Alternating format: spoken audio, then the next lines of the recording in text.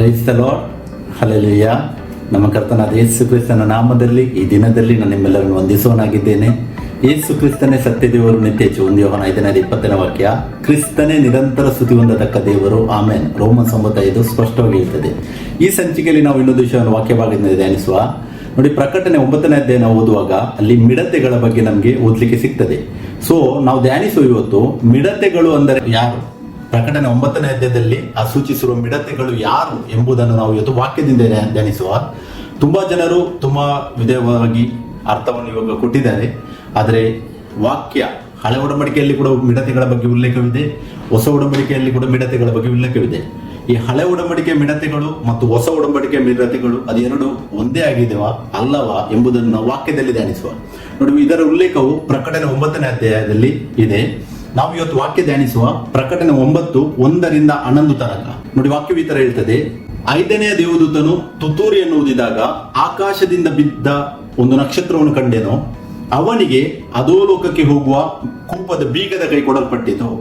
ಅವನು ಅಧೋಲೋಕದ ಕೂಪವನ್ನು ತೆರೆಯಲು ಕೂಪದಿಂದ ಬಂದ ಹೊಗೆ ದೊಡ್ಡ ಕುಲುಮೆಯ ಹೊಗೆಯಂತೆ ಏರಿತು. ಕೂಪದ ಹೊಗೆಯಿಂದ ಸೂರ್ಯನು ಆಕಾಶವು ಕತ್ತಲಾದವು. ಹೊಗೆಯೊಳಗಿಂದ ಮಿಡತೆಗಳು ಭೂಮಿಯ ಮೇಲೆ ಹೊರಟು ಬಂದವು. ಭೂಮಿಯಲ್ಲಿರುವ ಚೇಳುಗಳಿಗೆ ಸಾಮರ್ಥ್ಯವಿರುವ ಪ್ರಕಾರ ಅವುಗಳಿಗೆ ಸಾಮರ್ಥ್ಯ ಕೊಡಲ್ಪಟ್ಟಿತು. ಭೂಮಿಯ ಮೇಲಿರುವ ಹುಲ್ಲನ್ನಾಗಲಿ ಯಾವ ಪಲ್ಯವನ್ನಾಗಲಿ ಮರವನ್ನಾಗಲಿ ಕೆಡಿಸದೆ ಹಣೆಯ ಮೇಲೆ ದೇವರ ಮುದ್ರೆ ಇಲ್ಲದವರಾದ ಮನುಷ್ಯರನ್ನು ಮಾತ್ರ ಕೆಡಿಸಬಹುದೆಂದು ಅವುಗಳಿಗೆ ಅಪ್ಪಣೆಯಾಯಿತು. ಇವರನ್ನು ಕೊಲ್ಲದೆ 5 ತಿಂಗಳುಗಳವರೆಗೆ ಪೀಡಿಸುವುದಕ್ಕೆ ಅಪ್ಪಣೆಯಾಯಿತು. ಅವರಿಗುಂಟಾದ ಪೀಡೆಯು ಚೇಳು ಮನುಷ್ಯನನ್ನು ಹೊಡೆಯುವುದರಿಂದುಂಟಾಗುವ ಪೀಡೆಗೆ ಸಮಾನವಾಗಿತ್ತು. ಆ ಕಾಲದಲ್ಲಿ ಮನುಷ್ಯರು ಮರಣವನ್ನು ಬಯಸುವರು, ಆದರೆ ಅದು ಪ್ರಾಪ್ತವಾಗುವುದಿಲ್ಲ. ಸಾಯಬೇಕೆಂದು ಕೋರುವರು, ಆದರೆ ಮೃತ್ಯು ಅವರ ಬಳಿಯಿಂದ ಓಡಿ ಹೋಗುವುದು. ಆ ಮಿಡತೆಗಳ ರೂಪವು ಯುದ್ಧಕ್ಕೆ ಸನ್ನದ್ಧವಾಗಿರುವ ಕುದುರೆಗಳ ರೂಪದಂತೆ ಇತ್ತು. ಅವುಗಳ ತಲೆಯ ಮೇಲೆ ಚಿನ್ನದ ಕಿರೀಟಗಳಂತೆ ಏನೋ ಇದ್ದವು. ಅವುಗಳ ಮುಖಗಳು ಮನುಷ್ಯರ ಮುಖಗಳ ಹಾಗೆ ಇದ್ದವು. ಸ್ತ್ರೀಯರ ಕೂದಲಿನಂತಿರುವ ಕೂದಲು ಅವುಗಳಿಗಿತ್ತು. ಅವುಗಳ ಹಲ್ಲುಗಳು ಸಿಂಹದ ಹಲ್ಲುಗಳ ಹಾಗಿದ್ದವು. ಅವುಗಳಿಗೆ ಉಕ್ಕಿನ ಕವಚಗಳಂತಿದ್ದ ಕವಚಗಳು ಇದ್ದವು. ಅವುಗಳ ರೆಕ್ಕೆಗಳ ಶಬ್ದವು ಯುದ್ಧಕ್ಕೆ ಓಡುವ ರಥಾಶ್ವಗಳ ಶಬ್ದದ ಹಾಗೆ ಇತ್ತು. ಚೇಳಿಗಿರುವಂತೆ ಅವುಗಳಿಗೆ ಬಾಲಗಳು ಕೊಂಡಿಗಳು ಉಂಟು. ಮನುಷ್ಯರನ್ನು 5 ತಿಂಗಳುಗಳವರೆಗೂ ಪೀಡಿಸುವ ಸಾಮರ್ಥ್ಯವು ಅವುಗಳ ಬಾಲಗಳಲ್ಲಿ ಇರುವುದು. ಅಧೋಲೋಕದ ಅಧಿಕಾರಿಯಾದ ದೂತನು ಅವುಗಳನ್ನಾಡುವ ಅರಸನು. ಅವನಿಗೆ ಹೆಬ್ರಿಯ ಭಾಷೆಯಲ್ಲಿ ಅಬದ್ದೋಣನೆಂತಲೂ ಗ್ರೀಕ್ ಭಾಷೆಯಲ್ಲಿ ಅಪೊಲ್ಲುವೋಣನೆಂತಲೂ ಹೆಸರುಂಟು. ಆಮೇನ್. ನೋಡಿ, ಇಲ್ಲಿ ಇಷ್ಟೊಂದು ವಾಕ್ಯಗಳು 11 ವಾಕ್ಯಗಳು ಉಂಟು. ನಾವು ಇದನ್ನು ಸ್ವಲ್ಪ ಡಿಟೇಲ್ ಆಗಿ ಧ್ಯಾನಿಸುವುದು ಅವಶ್ಯಕತೆಯಾಗಿದೆ. ಇಲ್ಲಿ ನಾವು ನೋಡಬಹುದು, ಮೊದಲನೆಯದಾಗಿ ಇಲ್ಲಿ ವಾಕ್ಯ ಹೇಳ್ತಾ ಉಂಟು, 5ನೇ ದೇವದೂತನ ಬಗ್ಗೆ ಉಲ್ಲೇಖವಿದೆ. ಒಂದು ನಕ್ಷತ್ರವನ್ನು ಉಲ್ಲೇಖಿಸಿದೆ. ಆ ನಕ್ಷತ್ರದ ನಂತರ ನೋಡಿ ಅವನಿಗೆ ಅಂತೇಳಿ ಹೇಳ್ತದೆ ಇದು. ಸೊ ಈ ನಕ್ಷತ್ರ ಮತ್ತೆ ಅವನಿಗೆ ಇದನ್ನು ನಾವು ನೋಡುವುದಾದರೆ ಇದು ಲಿಟ್ರಲ್ ಆಗಿ ನಕ್ಷತ್ರ ಅಲ್ಲ ಎಂಬುದನ್ನು ನಮಗೆ ಇಲ್ಲಿ ನಾವು ನೋಡಬಹುದು. ಯಾಕೆಂದ್ರೆ ಅವನಿಗೆ ಅಂತೇಳಿ ಉಂಟು. ಮತ್ತೆ 2ನೇ ವಾಕ್ಯದಲ್ಲಿ ಕೂಡ ನೋಡಿ, ಅವನು ಅಧೋಲೋಕದ ಕೂಪವನ್ನು ತೆರೆಯುತ್ತಾನೆ, ಸೂರ್ಯ ಮತ್ತು ಆಕಾಶ ಕತ್ತಲಾಗ್ತದೆ ಅಂತ ವಾಕ್ಯ ಹೇಳುತ್ತದೆ. ಮಿಡತೆಗಳು ಭೂಮಿಯ ಮೇಲೆ ಹೊರಟು ಬರುತ್ತವೆ ಅಂತ ವಾಕ್ಯ ಹೇಳುತ್ತದೆ. ಮತ್ತೆ ನೋಡಿ, ಹುಲ್ಲಾಗಲಿ ಪಲ್ಯವಾಗಲಿ ಕೆಡಿಸದೆ ಹಣೆಯ ಮೇಲೆ ದೇವರ ಮುದ್ರೆ ಇಲ್ಲದವರಾದ ಮನುಷ್ಯರನ್ನು ಮಾತ್ರ ಕೆಡಿಸಬಹುದು ಅಂತ ವಾಕ್ಯ ಹೇಳುತ್ತದೆ. ಮತ್ತೆ 5 ತಿಂಗಳುಗಳವರೆಗೆ ಪೀಡಿಸುವುದಕ್ಕೆ ಈ 5ನೇ ವಾಕ್ಯ ಮತ್ತು 10ನೇ ವಾಕ್ಯ 2 ಜಾಗದಲ್ಲಿ 5 ತಿಂಗಳ ಬಗ್ಗೆ ಉಲ್ಲೇಖವಿದೆ ವಾಕ್ಯದಲ್ಲಿ. ಮತ್ತೆ ಮೃತ್ಯು ಅವರ ಬಳಿಯಿಂದ ಓಡಿ ಹೋಗುವುದಂತ ಹೇಳ್ತದೆ. ಮಿಡತೆಗಳ ರೂಪವು ಅದು ಕುದುರೆಯ ರೂಪದಂತೆ ಇತ್ತಂತೇಳಿ ವಾಕ್ಯ ಹೇಳುತ್ತದೆ. ತಲೆಯದ ಮೇಲೆ ಚಿನ್ನದ ಕಿರೀಟ ಇದೆ ಅಂತ ಹೇಳ್ತದೆ. ಮತ್ತೆ ಅವುಗಳ ಮುಖಗಳು ಮನುಷ್ಯರ ಮುಖಗಳ ಹಾಗೆ ಇದ್ದವು ಅಂತ ಹೇಳ್ತವೆ. ಸೊ 7ನೇ ವಾಕ್ಯವೇನಿದೆ, ಈ ಮಿಡತೆಗಳ ರೂಪ ಮತ್ತೆ ಅವುಗಳ ಮುಖ ಏನಿದೆ ಅದು ಮನುಷ್ಯರ ಮುಖ ಅಂತೇಳಿ ಉಲ್ಲೇಖವಿದೆ. ಸೊ ಹಾಗಿದ್ರೆ ಈ ಮಿಡತೆಗಳು ಆ ಹಳೆ ಒಡಂಬಡಿಕೆಯಲ್ಲಿ ಮೋಶೆ ಟೈಮಲ್ಲಿ ಸೂಚಿಸಿದ ಮಿಡತೆಗಳು ಅಲ್ಲ ಅಂತೇಳಿ ಈ ವಾಕ್ಯದಲ್ಲಿ ನಮಗೆ ಪ್ರೂಫ್ ಆಗ್ತದೆ. ಯಾಕಂದ್ರೆ ಅವುಗಳ ಮುಖಗಳು ನೋಡಿ ಮನುಷ್ಯರ ಮುಖಗಳ ಹಾಗೆ ಇದೆ ಅಂತೇಳಿ ವಾಕ್ಯ ಹೇಳುತ್ತದೆ. ಮತ್ತೆ ಅವರ ಸ್ತ್ರೀಯರ ಕೂದಲಿನಂತ ಕೂದಲು ಕೂಡ ಅವುಗಳಿಗುಂಟು. ಹಲ್ಲುಗಳು ಸಿಂಹದ ಹಲ್ಲುಗಳು ಇದ್ದಾವೆ. ಮತ್ತೆ 5 ತಿಂಗಳವರೆಗೆ ಪೀಡಿಸುವ ಸಾಮರ್ಥ್ಯ 10ನೇ ವಾಕ್ಯದಲ್ಲಿ ಪುನಃ. ಮತ್ತೆ ಅವರಿಗೆ ನೋಡಿ ಅರಸನಿದ್ದಾನೆ. ನಾರ್ಮಲಿ ನಾವು ನೋಡುವುದಾದರೆ ಮಿಡತೆಗಳಿಗೆ ಅರಸನು ಇಲ್ಲ ಅಂತೇಳಿ ಬೈಬಲ್ ಹೇಳ್ತದೆ. ಬಟ್ ಈ ಪ್ರಕಟಣೆಯಲ್ಲಿ ಇರುವ ಮಿಡತೆಗಳು ಏನಿದ್ದಾವೆ ಅವುಗಳಿಗೆ ಅರಸನು ಇದ್ದಾನೆ ಅಂತೇಳಿ ವಾಕ್ಯ ಹೇಳುತ್ತದೆ. ಮತ್ತೆ ಅಧೋಲೋಕದ ಅಧಿಕಾರಿಯಾದ ದೂತನು ಅವುಗಳನ್ನು ಆಳುವ ಅರಸನು ಅಂತೇಳಿ ವಾಕ್ಯ ಹೇಳುತ್ತದೆ. ಹೆಬ್ರಿಯ ಭಾಷೆಯಲ್ಲಿ ಅಬದ್ದೋಣ ಮತ್ತೆ ಗ್ರೀಕ್ ಭಾಷೆಯಲ್ಲಿ ಅಪೊಲ್ಲೋ ಓಣ ಅಂತೇಳಿ ಹೆಸರಂತೆ ವಾಕ್ಯ ಹೇಳುತ್ತದೆ. ಸೊ ಹಾಗಿದ್ರೆ ನಾವು ಇದನ್ನು ಸ್ವಲ್ಪ ಧ್ಯಾನಿಸುವ. ಇದರ ಡಿಟೇಲ್ ಆಗಿ ಇದೇನನ್ನು ಸೂಚಿಸುವಂತದ್ದಾಗಿದೆ. ಮೊದಲನೇದಾಗಿ ನೀವು ಒಂದು ವಿಷಯವನ್ನು ಧ್ಯಾನಿಸಬೇಕೇನಂತ ಹೇಳಿದ್ರೆ, ಇಲ್ಲಿ ಯೋಹಾನನು ದರ್ಶನವನ್ನು ನೋಡ್ತಾ ಇದ್ದಾನೆ. ನಾನು ಕಳೆದ ವಿಡಿಯೋದಲ್ಲಿ ಎಕ್ಸ್ಪ್ಲೇನ್ ಮಾಡಿದ್ದೇನೆ. ದರ್ಶನ ಅಂತ ಹೇಳಿದ್ರೆ ಮುಂದೆ ಆಗುವ ವಿಷಯಗಳನ್ನು ದೇವರು ಆತನಿಗೆ ಆತ್ಮದಲ್ಲಿ ತೋರಿಸ್ತಾ ಇದ್ದಾನೆ ಅಂತೇಳಿ ಮೊದಲು ನಾವು ಧ್ಯಾನಿಸಬೇಕು. ಮತ್ತೆ 9:1 ನೋಡಿ, 5ನೇ ದೇವದೂತನು ತುತ್ತೂರಿಯನ್ನು ಊದಿದಾಗ ಈ ಕಾರ್ಯವು ನಡೆಯುತ್ತದೆ. ಆ ತುತ್ತೂರಿಯನ್ನು ಊದಿದ ಟೈಮ್ ಲಿಮಿಟ್ ಅನ್ನು ನಾವು ನೋಡುವುದಾದರೆ 5th ಟ್ರಂಪೆಟ್ ಏನಿದೆ ಅದು ಕ್ರಿಸ್ತಶಕ 756ರಿಂದ ಕ್ರಿಸ್ತಶಕ 1055 ತನಕ ಇದರ ಟೈಮ್ ಲಿಮಿಟ್. ಯಾಕೆ ಇದು ಇತಿಹಾಸದೊಂದಿಗೆ ಕೂಡ ಕರೆಕ್ಟ್ ಆಗಿ ಎಕ್ಸಾಕ್ಟ್ಲಿ ಮ್ಯಾಚ್ ಆಗ್ತದೆ. ಈ ಟ್ರಂಪೆಟ್ ಏನಿದೆ ಮತ್ತೆ ಇದರಲ್ಲಿ ನಡೆಯುವ ಘಟನೆಗಳು ಕೂಡ ಆಲ್ರೆಡಿ ಆಗಿದೆ, ಇತಿಹಾಸದಲ್ಲಿ ಆದ ಇದಕ್ಕೆ ಪ್ರೂಫ್ ಉಂಟು. ಇದೇನನ್ನು ಸೂಚಿಸುವಂತದ್ದಾಗಿದೆ ಅಂತ ಹೇಳಿದರೆ Arab invasion of Roman empire, ಅಂದರೆ ಈ ಪೂರ್ವ ರೋಮನ್ ಎಂಪೈರ್ ಏನಿದೆ, ಈಸ್ಟರ್ನ್ ರೋಮ್, ಆ ಸಾಮ್ರಾಜ್ಯದ ಮೇಲೆ ಅರಬ್ಬಿಗಳ ಆಕ್ರಮಣ, ಅಂದ್ರೆ ಅರೇಬಿಯನ್ಸ್ ಅಂತ ಹೇಳಿದ್ರೆ ಮುಸ್ಲಿಂ, ಈ ಮುಸ್ಲಿಂ ಆಕ್ರಮಣವು ಅನ್ನು ಸೂಚಿಸುವಂತದ್ದಾಗಿದೆ. ಈ 5th ಟ್ರಂಪೆಟ್ ಏನಿದೆ ಇದು ಈಸ್ಟರ್ನ್ ರೋಮನ್ ಎಂಪೈರ್ ಅನ್ನು ಅರೇಬಿಯನ್ಸ್ ಅಂದ್ರೆ ಮುಸ್ಲಿಮರು ಅವರು ಕ್ಯಾಪ್ಚರ್ ಮಾಡುವುದನ್ನು ಸೂಚಿಸುವಂತದ್ದಾಗಿದೆ. ಇದರ ಟೈಮ್ ಲಿಮಿಟ್ ಕ್ರಿಸ್ತಶಕ 756ರಿಂದ 1055 ತನಕ. ಸೊ ಮೊದಲು ನಾವು ಅರಿಬೇಕು, ಈ ಪ್ರಕಟಣೆಯಲ್ಲಿ ಉಲ್ಲೇಖವಾಗಿರುವ ಮಿಡತೆಗಳೇನಿದ್ದಾರೆ ಅವರು ಹಳೆ ಒಡಂಬಡಿಕೆಯಲ್ಲಿ ಮೋಶೆ ಟೈಮ್ ಅಲ್ಲಿ ಆ ಈಜಿಪ್ಟಿನಿಂದ ಮೂಡನ ದಿಕ್ಕಿನಿಂದ ಬಂದಂತ ಆ ಮಿಡತೆಗಳು, ಅದು ನಾರ್ಮಲಿ ಆಕ್ಚುಲಿ ಮಿಡತೆಗಳಾಗಿದ್ದವು ಆ ಟೈಮಲ್ಲಿ, ಅಂದ್ರೆ ಕ್ರಿಮಿಕೀಟಗಳಾಗಿದ್ದವು. ಬಟ್ ಇಲ್ಲಿ ಪ್ರಕಟಣೆಯಲ್ಲಿ ಏನು ಮಿಡತೆಗಳು ಅಂತೇಳಿ ಉಲ್ಲೇಖವಿದೆ, ಅದು ಆ ಮಿಡತೆಗಳಿಗೆ ಉಲ್ಲೇಖವಿದೆ. ಬಟ್ ಈ ಮಿಡತೆಗಳು ಏನಿದ್ದಾರೆ ಅವರು ಅರೇಬಿಯನ್ನರು ಅಥವಾ ಮುಸ್ಲಿಮರಾಗಿದ್ದಾರೆ. ನಾವು ತುಂಬಾ ವಾಕ್ಯದಿಂದ ಧ್ಯಾನಿಸುವ ಇದು ನಮಗೆ ಇಲ್ಲಿ ಅರಿಯಲಿಕ್ಕೆ ಆಗ್ತದೆ.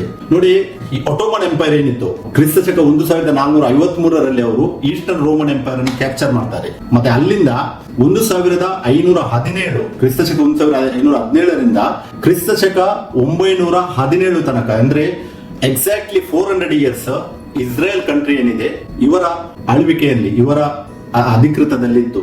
ಅಂದ್ರೆ ಇವರು ಇಸ್ರೇಲ್ ಅನ್ನು ಹೋಲ್ಡ್ ಅಲ್ಲಿ ಇಟ್ಟಿದ್ರು. ಎಷ್ಟು? 400 ವರ್ಷಗಳು. ಸೊ 400 ವರ್ಷಗಳು ಇಸ್ರೇಲ್ ಕಂಟ್ರಿಯನ್ನು ಯಾರಾದ್ರೂ ಹೋಲ್ಡ್ ಅಲ್ಲಿ ಇಟ್ರೆ ಅವರು ಬೈಬಲ್ ಅಲ್ಲಿ ಬರಲೇಬೇಕು. ನಾವು ಅದನ್ನು ಮೊದಲು ಧ್ಯಾನಿಸಬೇಕು. ನಾನು ಇದೇ ಹೇಳ್ತಾ ಇಲ್ಲ ಏನು, ನೀವು ಹಿಸ್ಟ್ರಿಯಲ್ಲಿ ನೋಡಿ 1517 ಕ್ರಿಸ್ತಶಕದಿಂದ 1917 ಕ್ರಿಸ್ತಶಕ ತನಕ, ಅಂದ್ರೆ 400 ಇಯರ್ಸ್ ಇಸ್ರೇಲ್ ಏನಿತ್ತು ಇವರ ಮುಷ್ಟಿಯಲ್ಲಿತ್ತು. ಅದನ್ನು ಬ್ರೇಕ್ ಮಾಡುವುದು ಯಾವುದು? ಒಟೋಮನ್ ಎಂಪೈರ್ ಬ್ರೇಕ್ ಆಗ್ತದೆ 1922ರಲ್ಲಿ, ಯಾವಾಗ ಈ ಇಂಗ್ಲೆಂಡ್ ವಾರ್ ಮಾಡ್ತದೆ ಜುಡೇನ್ ಮೌಂಟೇನ್ಸ್ ಅಲ್ಲಿ, ಅಂದ್ರೆ ಇಸ್ರೇಲ್ ನ ಪಕ್ಕದಲ್ಲಿ ಇರುವ ಪರ್ವತ ಪ್ರದೇಶದಲ್ಲಿ ಈ ಒಟೋಮನ್ ಎಂಪೈರ್ ಜೊತೆ ಏನು ಯುದ್ಧ ಆಗ್ತದೆ, ಅದರಲ್ಲಿ ಇವರು ಸೋಲಿಸಲ್ಪಡ್ತಾರೆ. ಮತ್ತೆ ಇಸ್ರೇಲ್ ಅಲ್ಲಿಂದ ಹೊರಗೆ ಬರ್ತದೆ. ಸೊ ಅದಕ್ಕೆ ಇವರು ಬೈಬಲ್ ಅಲ್ಲಿ ಬರಲೇಬೇಕು. ಯಾಕಂತ ಹೇಳಿದ್ರೆ ಇಸ್ರೇಲ್ ಅನ್ನು 400 ವರ್ಷ ಇವರು ಆಳ್ವಿಕೆಯಲ್ಲಿ ಇಟ್ಟಿದ್ದಾರೆ. ಸೊ ಅದು ಇರ್ಲೇಬೇಕಂತೇಳಿ ನಾವು ಈ ಅಂಶವನ್ನು ನಾವು ಗಮನಿಸಬೇಕು. ಈ 5ನೇ ತುತ್ತೂರಿಯು ಇಸ್ಲಾಂ ಸಾಮ್ರಾಜ್ಯದ ಉದಯವನ್ನು ಪ್ರತಿನಿಧಿಸುತ್ತದೆ. ಅಂದ್ರೆ ಈ ತುತ್ತೂರಿ ಯಾವಾಗ ಊದಲ್ಪಡ್ತದೆ, ಆಕ್ಚುಲಿ ಕ್ರಿಸ್ತಶಕ ಈ 610ರಿಂದ ಈ ಇಸ್ಲಾಂ ಪ್ರಚಾರ ಏನಿದೆ ಸ್ಟಾರ್ಟ್ ಆಗಿದೆ. ಇವನೇನಿದ್ದಾನೆ ಮೊಹಮ್ಮದ್ ಅವರ ಪ್ರಾಫೆಟ್, ಆತನು ಸ್ಟಾರ್ಟ್ ಮಾಡಿದ್ದು ಪ್ರೀಚ್ ಮಾಡ್ಲಿಕ್ಕೆ ಕ್ರಿಸ್ತಶಕ 610ರಿಂದ ಕ್ರಿಸ್ತಶಕ 632 ತನಕ. ಸೊ ಈ 5ನೇ ತುತ್ತೂರಿ ಏನಿದೆ ಇದು 700 ಕ್ರಿಸ್ತಶಕ 756ರಿಂದ ಪ್ರಾರಂಭವಾಗಿದೆ ಟೈಮ್ ಲಿಮಿಟ್. ಅಂದ್ರೆ ಅವರು ಕ್ಯಾಪ್ಚರ್ ಮಾಡ್ತಾ ಇದ್ರು, ಅದನ್ನು ನಾವು ಧ್ಯಾನಿಸುವ. So rise of Islamic empire ಎಂದು ಸೂಚಿಸುವಂತದ್ದಾಗಿದೆ. ಇದನ್ನು ರೋಮನ್ ಸಾಮ್ರಾಜ್ಯದ ಮೇಲೆ ನ್ಯಾಯ ತೀರ್ಪನ್ನು ಜಾರಿಗೆ ತರಲು ದೇವರೇ ಇವರನ್ನು ಬಳಸುತ್ತಾರೆ. 5ನೇ ತುತ್ತೂರಿ ಸಮಯದಲ್ಲಿ ಮಿಡತೆಗಳ ಸೈನ್ಯವನ್ನು ದೇವರು ಕಳಿಸುತ್ತಾರೆ. ಮಿಡತೆಗಳು ಅಂತ ಹೇಳಿದ್ರೆ ಒಂದು ಜುಂಡಾಗಿ ಇವರು ಹೋಗುವಂತದನ್ನು ಸೂಚಿಸುವಂತದ್ದಾಗಿದೆ. ಇವರು ಸರಸೆನ್ಸ್ ಅಥವಾ ಅರೇಬಿಯನ್ನರು, ಅಂದ್ರೆ ಮಿಡತೆಗಳಂತೆ ಜನಸಂಖ್ಯೆ ಮತ್ತು ಹಲವಾರು ಅನೇಕ ರಾಷ್ಟ್ರಗಳ ನಾಶಕ್ಕೆ ಇವರು ಕಾರಣರಾಗಿದ್ದರು. ಕ್ರಿಸ್ತಶಕ 700ರಿಂದ ಮತ್ತೆ ನಾವು ನೋಡುವಾಗ ಇವರ ಬಗ್ಗೆ ನಮಗೆ ಇತಿಹಾಸದಲ್ಲಿ ಕೂಡ ಓದಲಿಕ್ಕೆ ಸಿಗ್ತದೆ. ಸೊ ಕುರಾನ್ ಕರ್ತನಾದ ಯೇಸುವಿನ ದೈವತ್ವವನ್ನು ನಿರಾಕರಿಸ್ತದೆ. ಅಂದ್ರೆ ಯೇಸು ಕ್ರಿಸ್ತನೇ ದೇವರು ಅಂತೇಳಿ ಅವರು ನಿರಾಕರಿಸ್ತಾರೆ. ಬಟ್ ಅವರು ಏನು ಪ್ರಚಾರ ಮಾಡುದು ಅಂತ ಹೇಳಿದ್ರೆ ಯೇಸು ಕ್ರಿಸ್ತರು ಕೇವಲ ಒಬ್ಬ ಪ್ರವಾದಿ, ಅಂದ್ರೆ ನಾರ್ಮಲ್ ಮ್ಯಾನ್ ಆಗಿದ್ದಾರೆ ಅಂತೇಳಿ, ಮನುಷ್ಯ ಆಗಿದ್ದಾರೆ ಅಂತೇಳಿ ಪ್ರಚರಿಸ್ತಾರೆ. ಕರ್ತನಾದ ಯೇಸು ಕ್ರಿಸ್ತನ ಶಿಲುಬೆಯಲ್ಲಿ ಮರಣ ಹೊಂದಿದರು ಮತ್ತೆ ಮಾನವ ಕುಲದ ವಿಮೋಚನೆಗಾಗಿ ತನ್ನ ರಕ್ತವನ್ನು ಸುರಿಸಿದರು ಎಂಬ ಸತ್ಯವನ್ನು ಇವರು ನಿರಾಕರಿಸ್ತಾರೆ.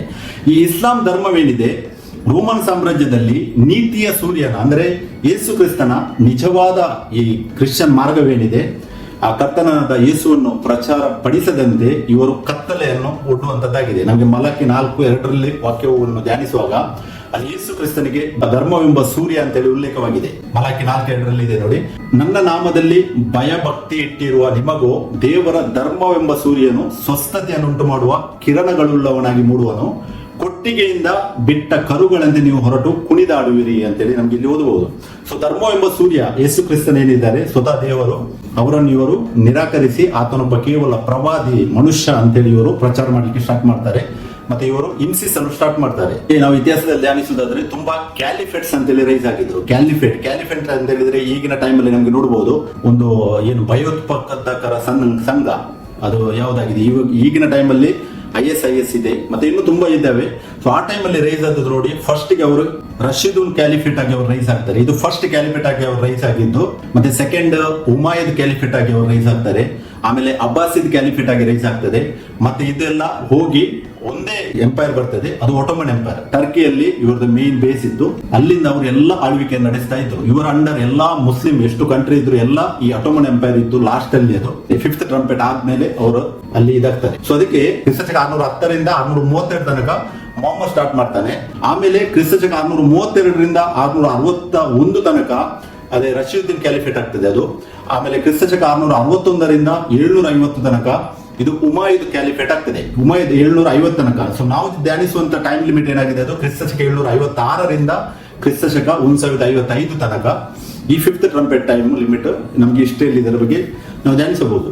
ಈ ಇವರೇನಿದ್ದಾರೆ ಮುಸ್ಲಿಮರು, ಇವರು ನಿಯರ್ಲಿ 700 ವರ್ಷಗಳು ಇವರು ಸ್ಪೇನ್, ಪೋರ್ಚುಗಲ್ ಮತ್ತು ಈ ಫ್ರಾನ್ಸ್ ಏನಿದೆ, ಹಾಫ್ ಆಫ್ ದಿ ಫ್ರಾನ್ಸ್ ಅನ್ನು ಇವರು ತಮ್ಮ ಕಂಟ್ರೋಲ್ ಅಲ್ಲಿ ಇಟ್ಟಿದ್ರು. ಈ ವೆಸ್ಟರ್ನ್ ರೋಮನ್ ಎಂಪೈರ್ ಏನಿದೆ, ಯಾಕಂದ್ರೆ ರೋಮಲ್ಲಿ 2 ಎಂಪೈರ್ ಉಂಟು. ಒಂದು ವೆಸ್ಟರ್ನ್ ರೋಮನ್, ಅದು 476 ಅಲ್ಲಿ ಡಿವೈಡ್ ಆಗಿ 10 ಕಂಟ್ರಿಯಾಗಿ ವಿಭಜನೆ ಆಗಿತ್ತು.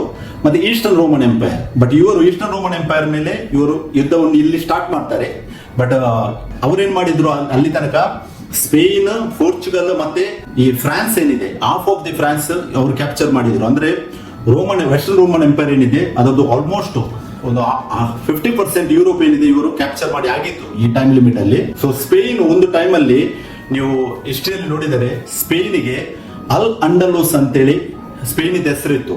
ಇವರು ಯಾವಾಗ ಆಳ್ವಿಕೆ ನಡೆಸ್ತಾ ಇದ್ರು ಅಂದ್ರೆ ಕ್ರಿಸ್ತಶಕ 711ರಿಂದ ಕ್ರಿಸ್ತಶಕ 1492 ತನಕ ಇವರ ಆಳ್ವಿಕೆ ಇತ್ತು. ಆ ಟೈಮ್ ಅಲ್ಲಿ ನೀವು ಸ್ಪೇನ್ ಇದ್ದು ನೇಮ್ ನೀವು ಹಿಸ್ಟ್ರಿಯಲ್ಲಿ ಸ್ಟಡಿ ಮಾಡಿದ್ರೆ ನಿಮಗೆ ಸಿಗ್ತದೆ ನೋಡಿ, ಅಲ್ ಅಂಡಲೂಸ್ ಅಂತೇಳಿ ಇತ್ತು. ಸ್ಪೇನ್ ಅಂತೇಳಿ ಇರ್ಲಿಲ್ಲ, ಅವರು ಇಸ್ಲಾಂ ನೇಮ್ ಅದಕ್ಕೆ ಅಲ್ ಅಂಡಲೂಸ್ ಅಂತೇಳಿ. ಇದಕ್ಕೂ ಕೂಡ ಇಲ್ಲಿ ನಾನು ನಿಮಗೆ ಪ್ರೂಫ್ ಸಮೇತ ತೋರಿಸ್ತಾ ಇದ್ದೇನೆ ನೋಡಿ. ಸೊ ಈ ಒಟೋಮನ್ ಎಂಪೈರ್ ಏನಿದೆ, ಜೆರೂಸಲಂ ಅನ್ನು 400 ವರ್ಷಗಳು ಅವರು ತಮ್ಮ ಹತೋಟಿಯಲ್ಲಿ ಇಡ್ತಾರೆ. ಮತ್ತೆ ಇದು ಬ್ರೇಕ್ ಆಗ್ತದೆ 1922ರಲ್ಲಿ, ಯಾವಾಗ ಈ first world war time limit ಅಲ್ಲಿ ಇದು ಬ್ರೇಕ್ ಆಗ್ತದೆ. ಯಾಕಂದ್ರೆ ದೇವರು ಇಂಗ್ಲೆಂಡ್ ಅನ್ನು ರೈಸ್ ಮಾಡ್ತಾರೆ. ಮತ್ತೆ ಎಸೇಕಿಯಲ್ 38-39 ಅಧ್ಯಾಯ ನಾವು ಓದುವಾಗ ಅಲ್ಲಿ ನೋಡಬಹುದು, ಈ ಒಟೋಮನ್ ಎಂಪೈರ್ ಅನ್ನು ದೇವರು ಬ್ರೇಕ್ ಮಾಡೋದು. ಅದಾದ ಇಲ್ಲಿ ಜುಡೇನ್ ಮೌಂಟೇನ್ಸ್ ಅಲ್ಲಿ ಇಂಗ್ಲೆಂಡ್ ಟರ್ಕಿ ಅಗೇನ್ಸ್ಟ್ ವಾರ್ ಮಾಡಿ ಅಲ್ಲಿ ಅದನ್ನು ಸೋಲಿಸ್ತದೆ. ಮತ್ತೆ ಅಲ್ಲಿಂದ ಇಸ್ರೇಲ್ ಹೊರಗೆ ಬರುವುದನ್ನು ನಮಗೆ ನೋಡಬಹುದು. ಸೊ ನಾವು ಇವಾಗ ವಾಕ್ಯ ಭಾಗವನ್ನು ಧ್ಯಾನಿಸುವ ನೋಡಿ. ಪ್ರಕಟಣೆ 9:1 ನಾವು ನೋಡಬಹುದು, 5ನೇ ದೇವದೂತನು ತುತ್ತೂರಿಯನ್ನು ಊದುತ್ತಾನೆ. ಫಿಸಿಕಲ್ ಆಗಿ ತಗೊಳ್ಳುವುದಾದರೆ ಯೋಹಾನನಿಗೆ ದೇವರು ರಿಯಲ್ ತುತ್ತೂರಿಯನ್ನು ಊದುವುದನ್ನು ತೋರಿಸ್ತಾ ಇದ್ದಾರೆ. ಬಟ್ ನಮಗೆ ಅಲ್ಲಿಂದ ಅದನ್ನು ಆತ್ಮಿಕವಾಗಿ ತೆಗೆಯುವುದಾದ್ರೆ ಈ ಮುಂದೆ ಬರುವ ಟೈಮ್ ಲಿಮಿಟ್ ನಮಗೆ ಇವಾಗ ಇದು ಇತಿಹಾಸದಲ್ಲಿ ಸಿಗ್ತದೆ. ನಮ್ದೊಂದು ಒಳ್ಳೆ ವಿಷಯ ಏನಂತ ಹೇಳಿದ್ರೆ, ನಾವು ಇವಾಗ ಕ್ರಿಸ್ತಶಕ 2025ರಲ್ಲಿ ಇದ್ದೇವೆ. ಸೊ ನಮ್ಗೆ ಹಿಂದೆ ತಿರುಗಿ ಈ 2000 ವರ್ಷಗಳಲ್ಲಿ ಏನೆಲ್ಲ ಆಗಿದೆ ಅಂತೇಳಿ ನಮಗೆ ವಾಕ್ಯ ಮತ್ತೆ ಇತಿಹಾಸ ಎರಡನ್ನು ಧ್ಯಾನಿಸುವಂತ ಒಂದು ನಮ್ಗೆ ಒಂದು ಒಳ್ಳೆ ಅವಕಾಶವನ್ನು ದೇವರು ಕೊಟ್ಟಿದ್ದಾರೆ. ಸೊ 5ನೇ ತುತ್ತೂರಿ ಏನಿದೆ ಇದು ಕ್ರಿಸ್ತಶಕ 756ರಲ್ಲಿ ಊದಲ್ಪಡುತ್ತದೆ. ಇಲ್ಲಿ ನೋಡಿ, ಆಕಾಶದಿಂದ ಭೂಮಿಗೆ ಬಿದ್ದ ಒಂದು ನಕ್ಷತ್ರವನ್ನು ಕಂಡೇನೋ.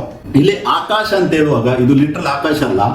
ಆಕಾಶ ಅಂತ ಹೇಳಿದಾಗ ಅಧಿಕಾರದಿಂದ ಭೂಮಿ ಅಂತ ಹೇಳಿ ಉಲ್ಲೇಖ ಇದೆ. ಇದು ರೋಮನ್ ಭೂಮಿಯನ್ನು ಸೂಚಿಸುವಂತದ್ದೇ ಇದೆ. ಅಂದ್ರೆ ರೋಮನ ಮೇಲೆ ಇವರು ಕ್ಯಾಪ್ಚರ್ ಮಾಡುವುದಕ್ಕಾಗಿ ಮತ್ತೆ ಅವರನ್ನು ಹಿಂಸಿಸುವುದಕ್ಕಾಗಿ ಒಂದು ನಕ್ಷತ್ರ ಅಂತ ಹೇಳುವಾಗ ಇದು ಲಿಟ್ರಲ್ ಆಗಿ ನಕ್ಷತ್ರ ಅಲ್ಲ. ನಾವು ಯೆಶಯ 14:12 ವಾಕ್ಯವನ್ನು ಧ್ಯಾನಿಸುವುದಾದ್ರೆ ಅಲ್ಲಿ ನೋಡಿ ಸೇಮ್ ವಾಕ್ಯ, ಆಹಾ ಉದಯ ನಕ್ಷತ್ರವೇ, ಬೆಳ್ಳಿಯೇ, ಆಕಾಶದಿಂದ ಹೇಗೆ ಬಿದ್ದೆ, ಜನಾಂಗಗಳನ್ನು ಕೆಡವಿದ ನೀನು ಕಡಿಯಲ್ಪಟ್ಟು ನೆಲಕ್ಕೆ ಉರುಳಿದೆ ಅಲ್ಲ.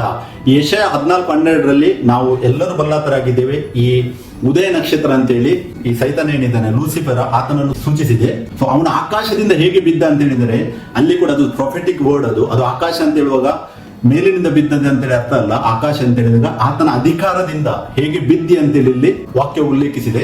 ಸೊ ಜನಾಂಗಗಳನ್ನು ಕೆಡವಿದ ನೀನು ಕಡಿಯಲ್ಪಟ್ಟು ನೆಲಕ್ಕೆ ಉರುಳಿದೆಯಲ್ಲ, ಅಂದ್ರೆ ನಿನ್ನ ಅಧಿಕಾರದಿಂದ ಬಿದ್ದೆ ಅಲ್ಲ. ಇದಾದದ್ದು ಯಾವಾಗ ಕ್ರಿಸ್ತಶಕ ನಾವು ನೋಡಬಹುದು, ಯೇಸು ಕ್ರಿಸ್ತರು ಯಾವಾಗ ಕ್ರೂಜಲ್ಲಿ ತನ್ನನ್ನು ಸಮರ್ಪಿಸ್ತಾರೆ, ಮತ್ತೆ ಆತನ ಅಧಿಕಾರ ಆತನೇನು ಹೊಂದಿದ್ದನು, ಅಧೋಲೋಕದ ಮತ್ತೆ ಮರಣದ ಅಧಿಕಾರವನ್ನು ಆತನೇನು ಹೊಂದಿದ್ದನೋ ಅದನ್ನು ದೇವರಲ್ಲಿ ಹಿಂದಕ್ಕೆ ತೆಗೆಯುವುದರ ಮುಖಾಂತರವಾಗಿ ಈ ವಾಕ್ಯದ ನೆರವೇರಿಕೆ ನಮಗೆ ಅರಿಯಲಿಕ್ಕೆ ಆಗ್ತದೆ. ಆಕಾಶದಿಂದ ಅಂತ ಹೇಳಿದ್ರೆ ತನ್ನ ಅಧಿಕಾರದಿಂದ. ಸೊ ಪ್ರಕಟಣೆ 9:1 ನೋಡಿ, ಒಂದು ನಕ್ಷತ್ರವನ್ನು ಕಂಡೆನು, ಅದು ಆಕಾಶದಿಂದ ಭೂಮಿಗೆ ಬೀಳುತ್ತದೆ. ಆಕಾಶ ಅಂತ ಹೇಳಿದ್ರೆ ತನ್ನ ಅಧಿಕಾರದಿಂದ ಅದೇನಾಗ್ತದೆ, ರೋಮನ್ ಸಾಮ್ರಾಜ್ಯದ ಒಳಗೆ ಇದು ಬೀಳ್ತದೆ.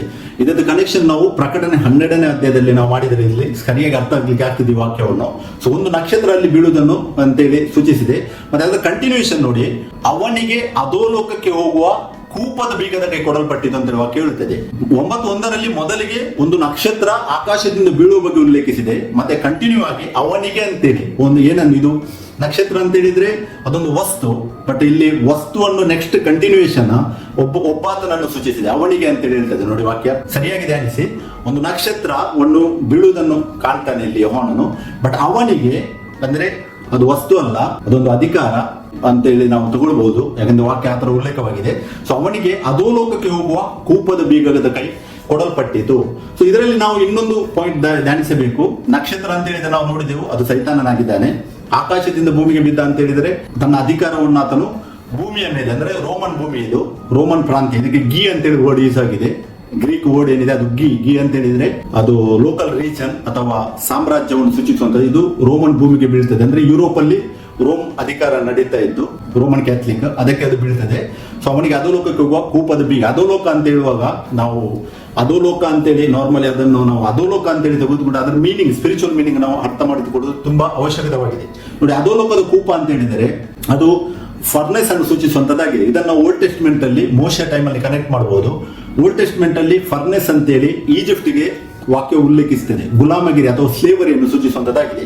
ನೋಡಿ, ಧರ್ಮೋಪದೇಶಗಳ 4:20 ನಾವು ಓದಬಹುದು. ಅಲ್ಲಿ ವಾಕ್ಯ ಹೇಳ್ತದೆ ನೋಡಿ, ನಾನು ಫುಲ್ ಓದಲಿಕ್ಕೆ ಹೋಗುದಿಲ್ಲ, ನಾನು ವಾಕ್ಯದ ರೆಫರೆನ್ಸ್ ಇಲ್ಲಿ ಕೊಡ್ತಾ ಇದ್ದೇನೆ, ಯಾಕಂದ್ರೆ ಟೈಮ್ ತುಂಬಾ ಹೋಗುತ್ತದೆ. ಇಲ್ಲಿ ಫರ್ನೆಸ್ ಅಂತ ಹೇಳಿದ್ರೆ ಧರ್ಮೋಪದೇಶ ಕಂಡ 4:20 ಕುಲುಮೆಯೋಪಾದಿಯಲ್ಲಿದ್ದ ಐಗುಪ್ತ ದೇಶದಿಂದ ತಪ್ಪಿಸಿದನು ಅಂತೇಳಿ ಯೆಹೋವನು ತನ್ನ ಜನರಿಗೆ ಉಲ್ಲೇಖಿಸ್ತಾ ಇದ್ದಾರೆ. ಇಲ್ಲಿ ಕುಲುಮೆಯೋಪಾದಿಯಲ್ಲಿದ್ದ ಐಗುಪ್ತ ದೇಶ ಅಂದ್ರೆ ಸ್ಲೇವರಿಯನ್ನು ಸೂಚಿಸ್ತಾ ಇದೆ. ಇದು ಯಾವಾಗದಂತ ಗೊತ್ತಿದೆ ನಮ್ಗೆ. ಈ ಇನ್ಸಿಡೆಂಟ್ ಯಾವಾಗ ಇಸ್ರೇಲಿಯರಲ್ಲಿ ಆ ಒಂದು ಸ್ಲೇವರಿಯನ್ನು ಅಲ್ಲಿ ಇದ್ದರು, ಅಂದ್ರೆ ಈಜಿಪ್ಟ್ ಅಲ್ಲಿ ಏನು ಸ್ಲೇವರಿಯಲ್ಲಿ ಇದ್ದರು, ಆ ಟೈಮಲ್ಲಿ ವಾಕ್ಯವು ಸೂಚಿಸಿದೆ. ಐಗುಪ್ತ ದೇಶಕ್ಕೆ ಇಲ್ಲಿ ದೇವರು ಫರ್ನೆಸ್ ಅಂತೇಳಿ ಕುಲುಮೆಯೋಪಾದಿ, ಇಂಗ್ಲಿಷ್ ಅಲ್ಲಿ ಫರ್ನೆಸ್ ಅಂತೇಳಿ ಉಂಟು. ಸೊ ಫರ್ನೆಸ್ ಅಂತೇಳಿ ಸೂಚಿಸ್ತಾ ಉಂಟು. 1 ವರ್ಷ 50-51 ಕೂಡ ನಾವು ಓದುವಾಗ ಅಲ್ಲಿ ಕೂಡ ವಾಕ್ಯ ನೋಡಿ, ಕಬ್ಬಿನ ಕರಗಿಸುವ ಕುಲುಮೆಯೋಪಾದಿಯಲ್ಲಿದ್ದ ಐಗುಪ್ತ ದೇಶ. ಸೊ ಐಗುಪ್ತ ದೇಶವನ್ನು ಇಲ್ಲಿ ಸ್ಲೇವರಿ ಅಂತೇಳಿ ದೇವರು ತೋರಿಸ್ತಾ ಇದ್ದಾರೆ. ಮತ್ತೆ ಯೆರೆಮೀಯ 11:4 ಕೂಡ ನೋಡಿ, ಕಬ್ಬಿನ ಕರಗಿಸುವ ಕುಲುಮೆಯೋಪಾದಿಯಲ್ಲಿದ್ದ ಐಗುಪ್ತ ದೇಶದಿಂದ ನಿಮ್ಮ ಪಿತೃಗಳನ್ನು ಬರಮಾಡಿದಾಗ. ಸೊ ಫರ್ನೆಸ್ ಅಂತ ಹೇಳಿದ್ರೆ ಇದು ಗುಲಾಮಗಿರಿಯನ್ನು ಸೂಚಿಸುವಂತದ್ದಾಗಿದೆ, ಅಂದ್ರೆ ಸ್ಲೇವರಿಯನ್ನು ಸೂಚಿಸುವಂತದ್ದಾಗಿದೆ. ಸೊ ನಾವು ಒಂದರದ್ದು ಇಂಟರ್ಪ್ರಿಟೇಷನ್ ಏನಿದೆ, ಇವಾಗ 5ನೇ ದೇವದೂತರು ತುತ್ತೂಯುವುದ ಸಮಯ ಕ್ರಿಸ್ತಶಕ 755 ಕ್ರಿಸ್ತಶಕ 1055. ಆಕಾಶದಿಂದ ಅಂತ ಹೇಳಿದರೆ ಆತನ ಅಧಿಕಾರದಿಂದ, ಭೂಮಿಗೆ ಅಂತ ಹೇಳಿದ್ರೆ ರೋಮನ್ ಭೂಮಿ, ರೋಮನ್ ಕ್ಯಾಥಲಿಕ್ ಮೇಲೆ ಬೀಳಿದ ಒಂದು ನಕ್ಷತ್ರ ಅಂತ ಹೇಳಿದ್ರೆ ಅದು ನಾವು ಧ್ಯಾನಿಸಿದವು ಏನಂತೇಳಿ, ಅದು ಸೈತಾನನ್ನು ಸೂಚಿಸುವಂತದ್ದಾಗಿದೆ. ಮತ್ತೆ ಅವನಿಗೆ ಅಧೋಲೋಕದ ಕೂಪದ ಬೀಗದ ಕೈ ಕೊಡಲ್ಪಟ್ಟಿದೆ. ಇವಾಗ ಕೂಪದ ಬೀಗದ ಕೈ ಅಂತ ಹೇಳಿದ್ರೆ ಅರ್ಥವೇನು, ಇದನ್ನು ನಾವು ಧ್ಯಾನಿಸಬೇಕು. ಇದು ಒಂದು ಅಧಿಕಾರವನ್ನು ಸೂಚಿಸುವಂತದ್ದಾಗಿದೆ. ನಾವು ಯೆಶಾಯ 22 ಓದುವಾಗ ಅಲ್ಲಿ ವಾಕ್ಯ ಹೇಳ್ತದೆ ನೋಡಿ, ಅವನು ದಾವೀದನ ಮನೆಯ ಬೀಗದ ಕೈಯನ್ನು ತನ್ನ ಹೆಗಲ ಮೇಲೆ ವಹಿಸಿಕೊಳ್ಳುವಂತೆ ಮಾಡುವೇನೋ, ಅವನು ತೆರೆದರೆ ಯಾರು ಮುಚ್ಚರು, ಮುಚ್ಚಿದರೆ ಯಾರು ತೆರೆಯರು. ಇಲ್ಲಿ ಬೀಗದ ಕೈ ಅಧಿಕಾರವನ್ನು ಸೂಚಿಸಿದೆ.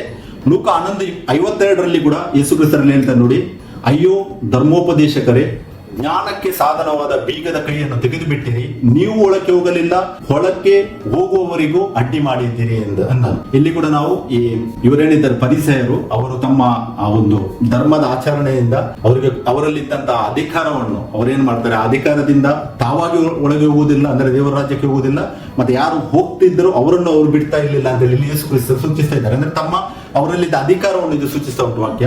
ಮತ್ತೆ ಪ್ರಕಟಣೆ 1:18 ಕೂಡ ಯೇಸು ಕ್ರಿಸ್ತರು ಹೇಳಿದ್ದಾರೆ ನೋಡಿ, ಸತ್ತವನಾದೆನು ಮತ್ತು ಯುಗಾಂತರಗಳಲ್ಲಿ ಬದುಕುವನಾಗಿದ್ದೇನೆ, ಮರಣದ ಮತ್ತು ಪಾತಾಳದ ಬೀಗದ ಕೈಗಳು ನನ್ನಲ್ಲಿವೆ.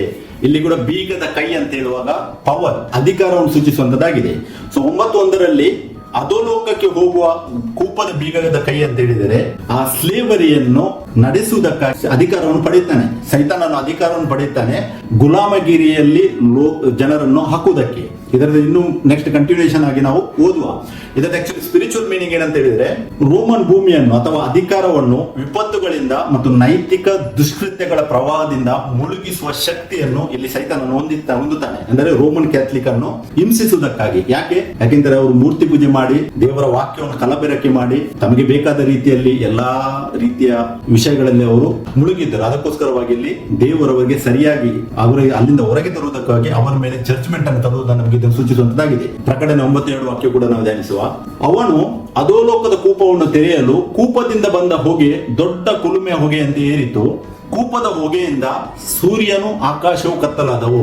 ಇಲ್ಲಿ ನೋಡಿ ಅಗೇನ್ ಅವನು ಅಂತೇಳಿ ಸೂಚಿಸಿದೆ ಆ ನಕ್ಷತ್ರಕ್ಕೆ, ಅಂದ್ರೆ ಆತನ ಸೈತಾನ. ಅಧೋಲೋಕದ ಕೂಪ ನಾವು ನೋಡಿದ್ದೇವೆ ಆಲ್ರೆಡಿ. ಅದೇನು ಏನನ್ನು ಸೂಚಿಸ್ತಾ ಇದೆ? ಅದು ಗುಲಾಮಗಿರಿಯನ್ನು ಸೂಚಿಸ್ತದೆ. ಆ ಗುಲಾಮಗಿರಿಯನ್ನು ತೆರೆಯಲು ಅಂತ ಹೇಳಿದ್ರೆ ಅವರ ಮೇಲೆ ಅವನು ಅಧಿಕಾರವನ್ನು ನಡೆಸುವಾಗ, ಅಂದ್ರೆ ಅವರನ್ನು ಎನ್ಸ್ಲೇವ್ ಮಾಡೋದಕ್ಕೆ, ಅಂದ್ರೆ ಅವರನ್ನು ಟ್ಯಾಕ್ಸೇಷನ್ ಎಲ್ಲ ಹಾಕಿ ಅವರನ್ನು ಮುಸ್ಲಿಂ ಜನಾಂಗ ಏನಿದೆ, ಅವರ ರಿಲಿಜನ್ ಏನಿದೆ ಅದನ್ನು ಅವರು ಅಂಗೀಕಾರ ಮಾಡುವಂತೆ ಅವರ ಮೇಲೆ ಆತನು ಅಧಿಕಾರವನ್ನು ನಡೆಯಲು ಸ್ಟಾರ್ಟ್ ಮಾಡ್ತಾನೆ. ಸೊ ಅವಾಗ ಏನಾಗ್ತದೆ ಅಂತ ಹೇಳಿ ವಾಕ್ಯ ಹೇಳುತ್ತದೆ, ಕೂಪದಿಂದ ಬಂದ ಹೊಗೆ ದೊಡ್ಡ ಕುಲುಮೆ ಹೊಗೆ ಅಂತ ಇರುತ್ತದೆ.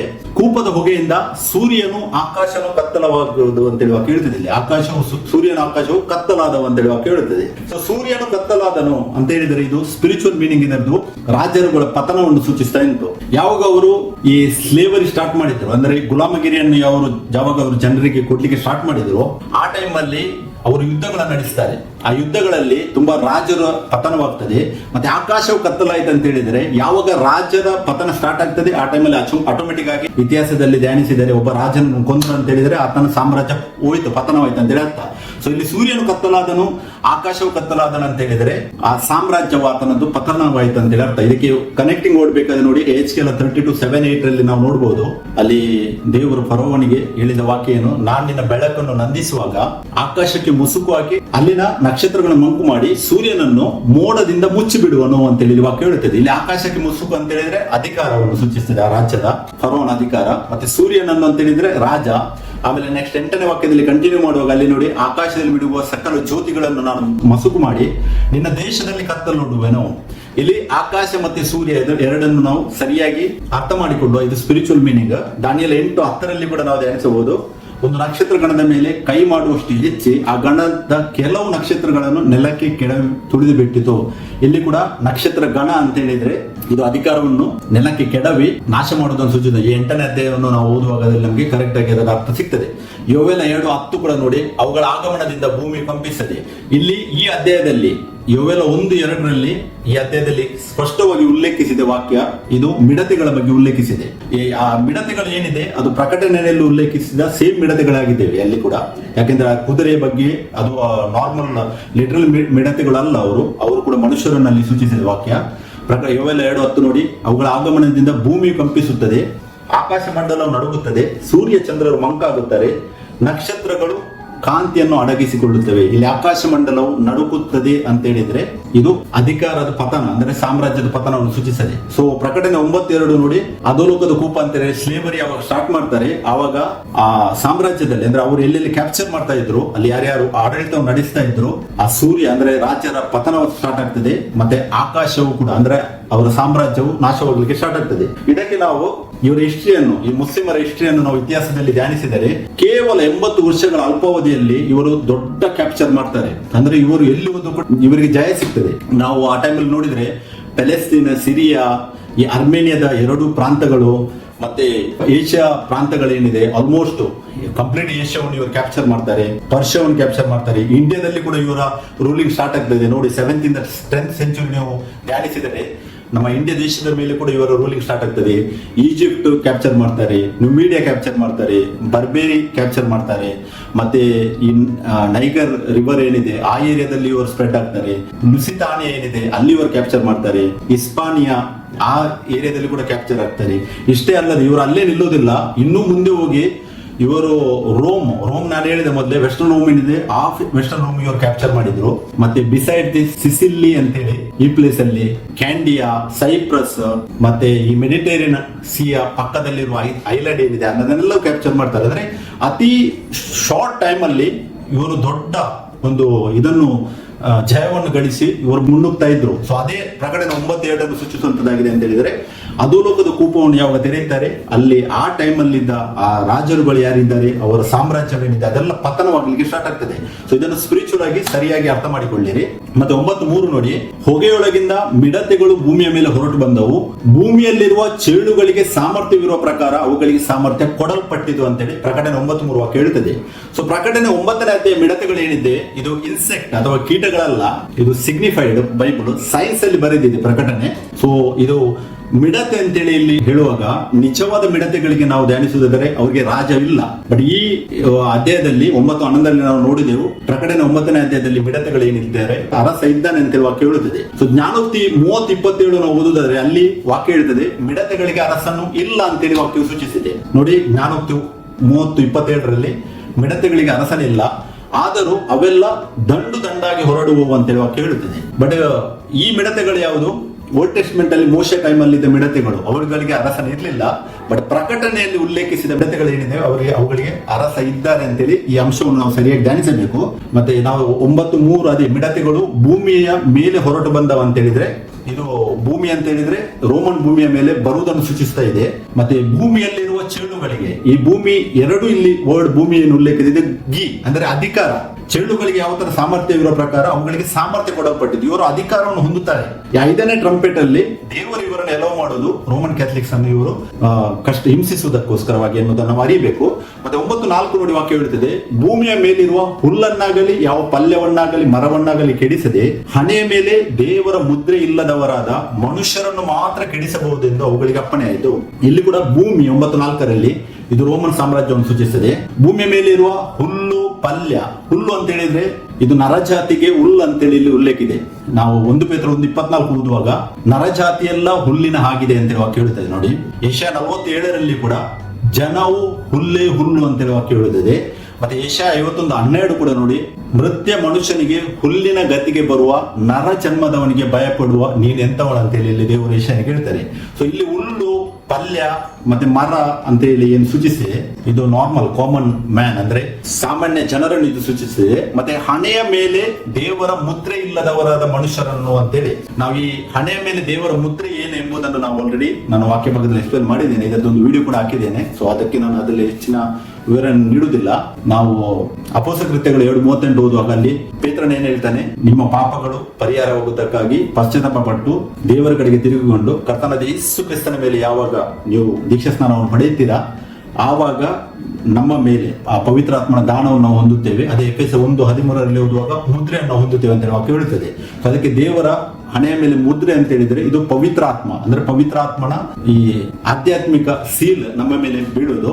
ಸೊ ಇಲ್ಲಿ ವಾಕ್ಯ ಹೇಳುತ್ತದೆ, ಹಣೆಯ ಮೇಲೆ ದೇವರ ಮುದ್ರೆ ಇಲ್ಲದವರ ಮನುಷ್ಯರನ್ನು ಮಾತ್ರ ಕೆಡಿಸಬಹುದು. ಸೊ ಇದರ ಅರ್ಥವೇನು ನಾವು ನೋಡುವುದಾದರೆ, ನೋಡಿ, ಈ ಇವರೇನಿದ್ರು ಮುಸ್ಲಿಂ, ಇವರದ್ದು ಒಂದು ಸಿಸ್ಟಮ್ ಇತ್ತು. ಇವರು ನಾರ್ಮಲ್ ಜನರನ್ನು ಇವರು ಕೊಲ್ತಾ ಇರ್ಲಿಲ್ಲ.